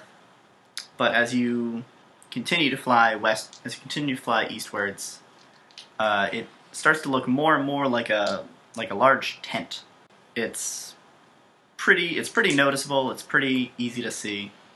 You think if you came back this area, you could find it again without any problem. So you can either continue flying. What does it look like it is? It looks like a large tent, not like a circus tent, but more like a teepee kind of, like big, wrapped in some kind of animal skin. There's a hole. There would be some kind of hole at the top. There's no smoke coming out of it at the moment, but it's fairly pleasant. They might not need a fire at the moment to warm the place. If you can see it from this distance, you think it must be probably at least as big as a house. Wow. But it's maybe... You could probably go to it today if you wanted to, or you could come back to it another time. Like, within this day, you could get to it. How would it divert my course? So right now, if you're just flying straight there, you would get there at the night of the sixth day. If you went to go investigate this thing, you would get there probably midday on the 7th day of traveling. I'll go check it out then. Okay. You fly towards it. It takes some time. You're kind of working towards it. It's getting to be later in the day when you get close to it. The size of it being around about a house was pretty much right. It's a little smaller than that, and it has big, crudely drawn kind of pictures stained on the side of the tent with some sort of natural ink, maybe like the juice of berries and things like that. Wandering around the tent, you see these strange kind of toddling cloaked figures. They're all fairly short. It's hard to tell from up in the sky, but they don't look to be taller than a human child would be. They all have big brimmed hats and various colored cloaks around them, and they have this strange waddling way of moving. They tip over to one side almost to lift up their foot and move and take a step. They aren't doing anything. They're just milling about around the tent. Would you like to get closer? Would you like to land? Would you like to hail them? Yeah, I'll get closer and hail them. Okay. What do you say? Greetings, my name is Tur. Who might you be? Tur? I am... number... Obviously. What's up? So, to hide out the fact that I can fly. Oh, you walk up to them? Okay. The one you greet turns towards you and speaks, saying, Tur? I am number 15. He's a homunculus? Hello. Greetings, number 15. Huh. What are you doing here? I live here. This is home. Why are you? What does this creature look like? It's a...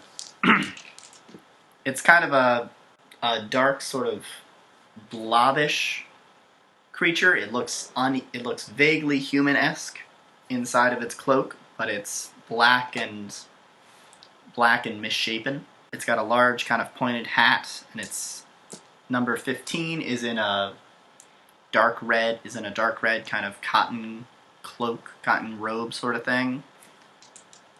It's got feet that are far too large for its size. They all look roughly the same, but their cloaks are different and their hats are different colors. Huh. Remind me, was it the Aarakocra or the Kenku that come in massive flocks? The Kenku come in massive flocks. Did it answer what its purpose was? It said, I live here, and then it asked, why are you? I'm traveling to a far off place, and I wanted to see what was going on here. It looked interesting. Welcome. Come visit number 1 inside. And then number 15 begins to toddle his way off around the big tent. You don't see any opening in the tent, but there obviously must be one somewhere. I will follow it this place. All right. It leads you around to the other side, to the northern side of the tent, and you see there's... I'm going to have my bird familiar perch outside. Okay. Do you want it to perch on the top near the opening in the center of it, or do you want it to hang out somewhere else? I want it to use its telepathic link to basically stay near the wall closest to me. Okay. It will kind of fly around near whatever place you are. So how big is this tent again? It's about as large as a house, like about as tall as a house, and maybe like 40-foot diameter, give or take. No, more like 50 feet diameter. Like it's a big circle. As it leads you... 50 feet, that's fine. Yeah. As it leads you around, you see there is indeed a big doorway, like a big opening area that's kind of pinned open, and you can see that there's on the flap there's a man-shaped white figure painted on the flap, and then there's many different multicolored shapes, smaller, that look somewhat like these creatures, and they are underneath the man-shaped creature. When you look inside, so there were about 10 of these different creatures wandering around the outside, and there are another 10 creatures inside. They are similarly wandering about, but these seem to be doing jobs. They seem to be doing things that you would things you would expect people to do in a home. One of them is doing the motions for washing laundry and hanging it up on a clothesline. One is doing the motions of cleaning dishes and putting them away in a cabinet. Another one seems to be cooking something, and it actually is cooking something over a strange, compact device. There are 2 of them talking next to a large chair set in the center of the big tent. The number 15 is leading you towards the big chair. The chair is in the very center of the tent? Yes. And is the chair occupied? There is nobody in the chair. There's just the two talking creatures. I will follow them for a little bit. Okay. As you get closer, you can hear what they're talking about. They are speaking much more regularly than number 15 was doing. They're discussing. One says, "What should we do? Number 1 still isn't here." The other one says, "Well, number 3, it's fine if number 1 isn't here. That's what number 1 was teaching us. Number 1 said sometimes people aren't there." Number 3 says, "But number 5, number 1 told us to listen. He told us to follow his commands, but if he's not here to make commands, we can't listen to his commands." And this kind of exchange goes back and forth, and a number 15 comes up, says, "Number 1," and points to the chair. But then looks distressed for a moment as he realizes that nobody's sitting in the chair. And turns and says, "Number 3. Number 1, with a questioning tone. Number 3 notices you and number 15 now, and says, "Greetings. Number 1 is not here right now. I am number 3. Can I help you?" I was coming to see what was going on, and, well, it seems interesting. What's going on here? Well, this is our home. We will be opening shop soon, but right now we Really? are... What do you sell? Well, I don't know yet. We're waiting. We don't have all our numbers yet. We're missing number 2, and number 1 is not back yet. Where is number 2? Number 2 hasn't come yet. We haven't seen them. Sometimes new numbers come, and sometimes new numbers don't come yet. Number 1 told us not to be afraid when people aren't here. But we can't open shop without all the numbers. Ah, I understand. So when will you start selling things? When all the numbers are here. Then we can open shop. And then we'll know what to do. And maybe Creator will come home. Creator likes shop. Creator sells things. Is your Creator a wizard? Creator is Creator. You're like Creator, but Creator was bigger. Ah, yes, indeed. I understand. Oh. So, when will Creator be back? Do you have any idea? Creator will be back when we open shop. Creator likes shop.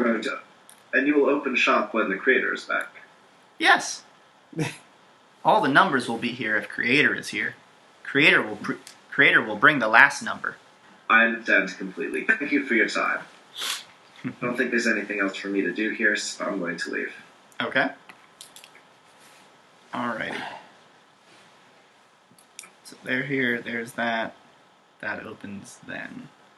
As you're leaving, number 3 and number 5 say, "Farewell, customer. Please return. Have a wonderful day." And number 15 says, "Goodbye, Tur. Have a day."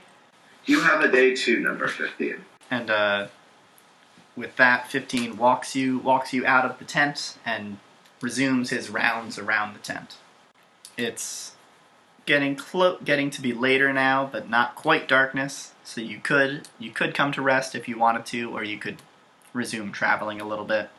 I'll travel a little bit longer.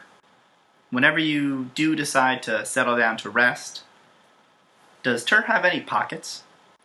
He's got a variety of stuff. But I think he's wearing most of it.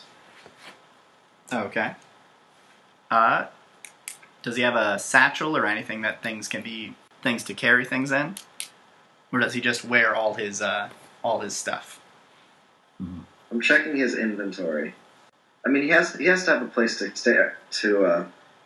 stash the fancy alcohol bottle. So I think he does have pockets, like on the inside of his cloak. Okay. But the fancy alcohol bottle is perfect also. It doesn't have alcohol in it, right? It's just a fancy bottle? It's just an empty bottle with a fake label saying fancy alcohol on it. All right. Okay. So when you rest, if you're going through your things, you notice there's a card inside your fancy alcohol bottle. It says, "Thank you for visiting Marvin's Marvelous Shop. We're not open yet, but when we are, please return. We will have everything you need." Well, that's not creepy. It's not creepy at all. Very exciting. I'll be sure to be back. All right. So that will open at some point. I'll have to keep track of time exactly. There we go. So you continue your travels, or you have a nice, relaxing night. You rest up. You got to meet some strange creatures today. Clearly our program. Maybe not Kenku. I thought they were homunculi. They were a little bit of many things. We'll see much more clearly when the shop opens. Alright. So the night passes fairly uneventfully.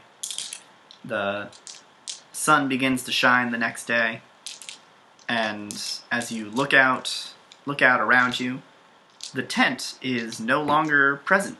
It seems to have disappeared. It is indeed a magical tent. It is indeed a magical tent. There's something marvelous going on with that. Alright. If not wondrous. And it'll come up again for sure. If we ever roll that certain combination of dice or look at that card again. We're getting closer to our destination. Alright. So it looks like not much is actually going to happen. it's going to be a fairly uneventful trip for the rest of your trip. Sounds exciting. Let me see if anything will happen to Kayl and the caravan. So, Kayl, your trip is also fairly uneventful, allowing you to reach your destination. Cool. However, as you get closer and closer, those rain clouds you saw before begin to grow larger and larger and closer. And they begin to pour down rain just as you are about to reach the camp. And it seems unnaturally heavy rain. Like, you've been in rainstorms before, the dwarves have been in rainstorms before, everyone's been in a rainstorm. Mm-hmm. This is going to cause, like, some kind of flooding. This is going to cause giant, like, big waves are going to come up. There's going to be some sort of big problem. Something must be causing this. It just doesn't seem natural for this much water to come out of the sky with how many clear days you had before. Like, for it to be this big a storm, you should have seen a giant storm front up ahead, not just a few small clouds. But you managed to arrive at the camp in the midst of this gigantic stormfall, and immediately you notice there's something going on. There's a big bustle, there's all sorts of commotion. The camp itself is a large, circular, walled, almost a little town with how large, or a town or a small city for how large it is now. And outside of it is a smaller kind of settlement area, but people are fleeing and running away from that settlement. And these strange, wispy, liquidy creatures are darting around in the air. They're almost impossible to see through all the rain. But they're slinging little balls of water at people, pulling down walls, splashing water out of the river that is running right by. And the rain is causing that river to visibly swell and grow larger and larger. It's soon going to break out over the banks. The guards are all hurriedly running with whatever they can to create barricades and blockages to try and redirect the river away from the camp. And as your caravan comes up, they shout and call for help. They say, anything you can do can help us. And they direct the halflings to bring the caravan inside the camp to protect it from the swelling river. And from there, we're going to jump over to Tur to see what happens as he is arriving at his settlement. All right. A little bit later in time. You are flying along, and you can see amongst the hills there's a couple bigger hills coming up, and on the hill that is farther away from you, you can see that they actually have built into the side of the hill. They've excavated areas and erected buildings and small flats to do farming upon. And it's almost as if they built a city into the side of this massive hill. And you are continuing forwards. There seems to be a small path down on the ground. Would you like to continue flying, or would you like to walk up the remaining distance? I'll walk. Okay.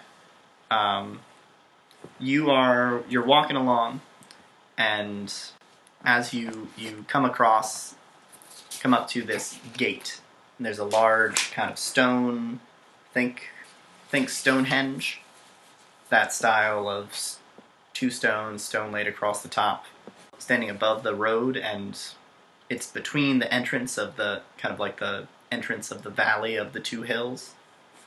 The hills sort of swell and rise beyond this gate. As you walk in there, suddenly there's always kind of this feeling of magic around you. You can always sense it in the air, feel it in yourself, can manipulate it slightly, but it's completely gone. As soon as you walk through that little gate, there's no sense of magic in the world whatsoever. If you step back out of the gate, you find the magic has returned. It's not like it's taken away from you. You can continue to do all the magic you want, but as soon as you go through that gate, it's just not there. As hard as you try, you can't find any speck of magic to touch or use. And even more strangely, you look at that card you got for Marvin's Marvelous Shop, and when you look for it after you pass that barrier, you can't find it anywhere. But upon walking back out of the barrier, it comes back and is within your fancy liquor bottle again. It just simply seems to reappear as you walked out. It's like it's not allowed to exist there somehow. Huh. I think you found the keystone. Well, he found the place. Yeah. Alright. Would you like to hang around and investigate the gate more, or would you like to go into the kind of city settlement sort of area? I want to investigate to see whether I lose the magic if I fly over the gate. If you fly over the gate? Yes. Alright. I also want to just kind of circle around to figure out the actual area of the anti-magic zone. Okay. As you fly over the gate, you find you're unable to actually keep aloft as well once you cross over the threshold of the gate. Even though I'm not using any actual flight magic? Mm-hmm. Even though you're not using any actual flight magic. Your wings just don't seem to catch the air as well. It's almost as if part of your species uses just a little bit of magic naturally to achieve flight. Not casting any spells, not doing anything, but part of what you do to fly is magical in nature. It doesn't completely keep you from flying, but you do steadily lose altitude. It's now more akin to gliding, I would call it. And when you experiment to see around, it seems that it's the crest of the hill. Like the center point of the hills on either side is the edge of this anti-magic zone. So it spreads, it's not just going through or over the gate, but anywhere around in this valley doesn't have magic. It's completely gone. Can I figure out like a center location based on the angles and stuff? How about an investigation check for me? I got a 14. Okay. You can't pinpoint an exact location, but there does seem to be... The valley is roughly like an egg-shaped kind of oval sort of thing. And the center point would be around the center of the city, a little bit lower, going by the slightly bulbous side on one end, you would think, but it might be in the exact center of the valley. You think that if you went into the city, you would probably be able to find someone who could lead you there, or you might be able to go to like the town hall or something, and that might be where the center is. I'll go take a look there then. All right. So we're entering into the city where the keystone is, built into the sides of the hills, and we're entering in the camp. And I think actually I'm gonna have to call it a night right there. But all right, we're at two very fun locations. Yeah, I'd be interested to see how it affected Kayl, because half of his being is magical. Wonder if that... I feel like he would probably felt pretty panicked if he had tried to follow Tur to this location. It would definitely have been a big surprise for Kayl. It would also be a big surprise for Kana. Really big surprise for Tukra. Yeah. Not that big a surprise for Cypress. Yeah, probably not. I'll be interested to see if you guys are here when the dwarves try to get here. Because that was going to be an interesting thing, but they got to deal with their own thing. There's problems up the camp. Yeah. Ooh. All right. I'm planning to let the dwarves find the... I'm thinking of not letting the dwarves find that stone. Well, you're going to have to find it first, which that's going to be It's pretty doable. He does have a 4 days head start on them, plus whatever time it takes for them to... way more than 4 days. Well, I mean, the fact that he flew off and now it's been 4 days since they separated. But yeah, it would be another, he'd have over a week's head start on them to find it. Mm-hmm. All right. Yeah, that'll be fun. All right. Well, thank you all for listening, and thank you, Riley, as always, for composing this adventure for us. Thank you to me for joining us from far away. Thank you for allowing me to participate. Oh, of course. And thank you to all our viewers for watching and or listening. We will see you for the next one. Good night, y'all.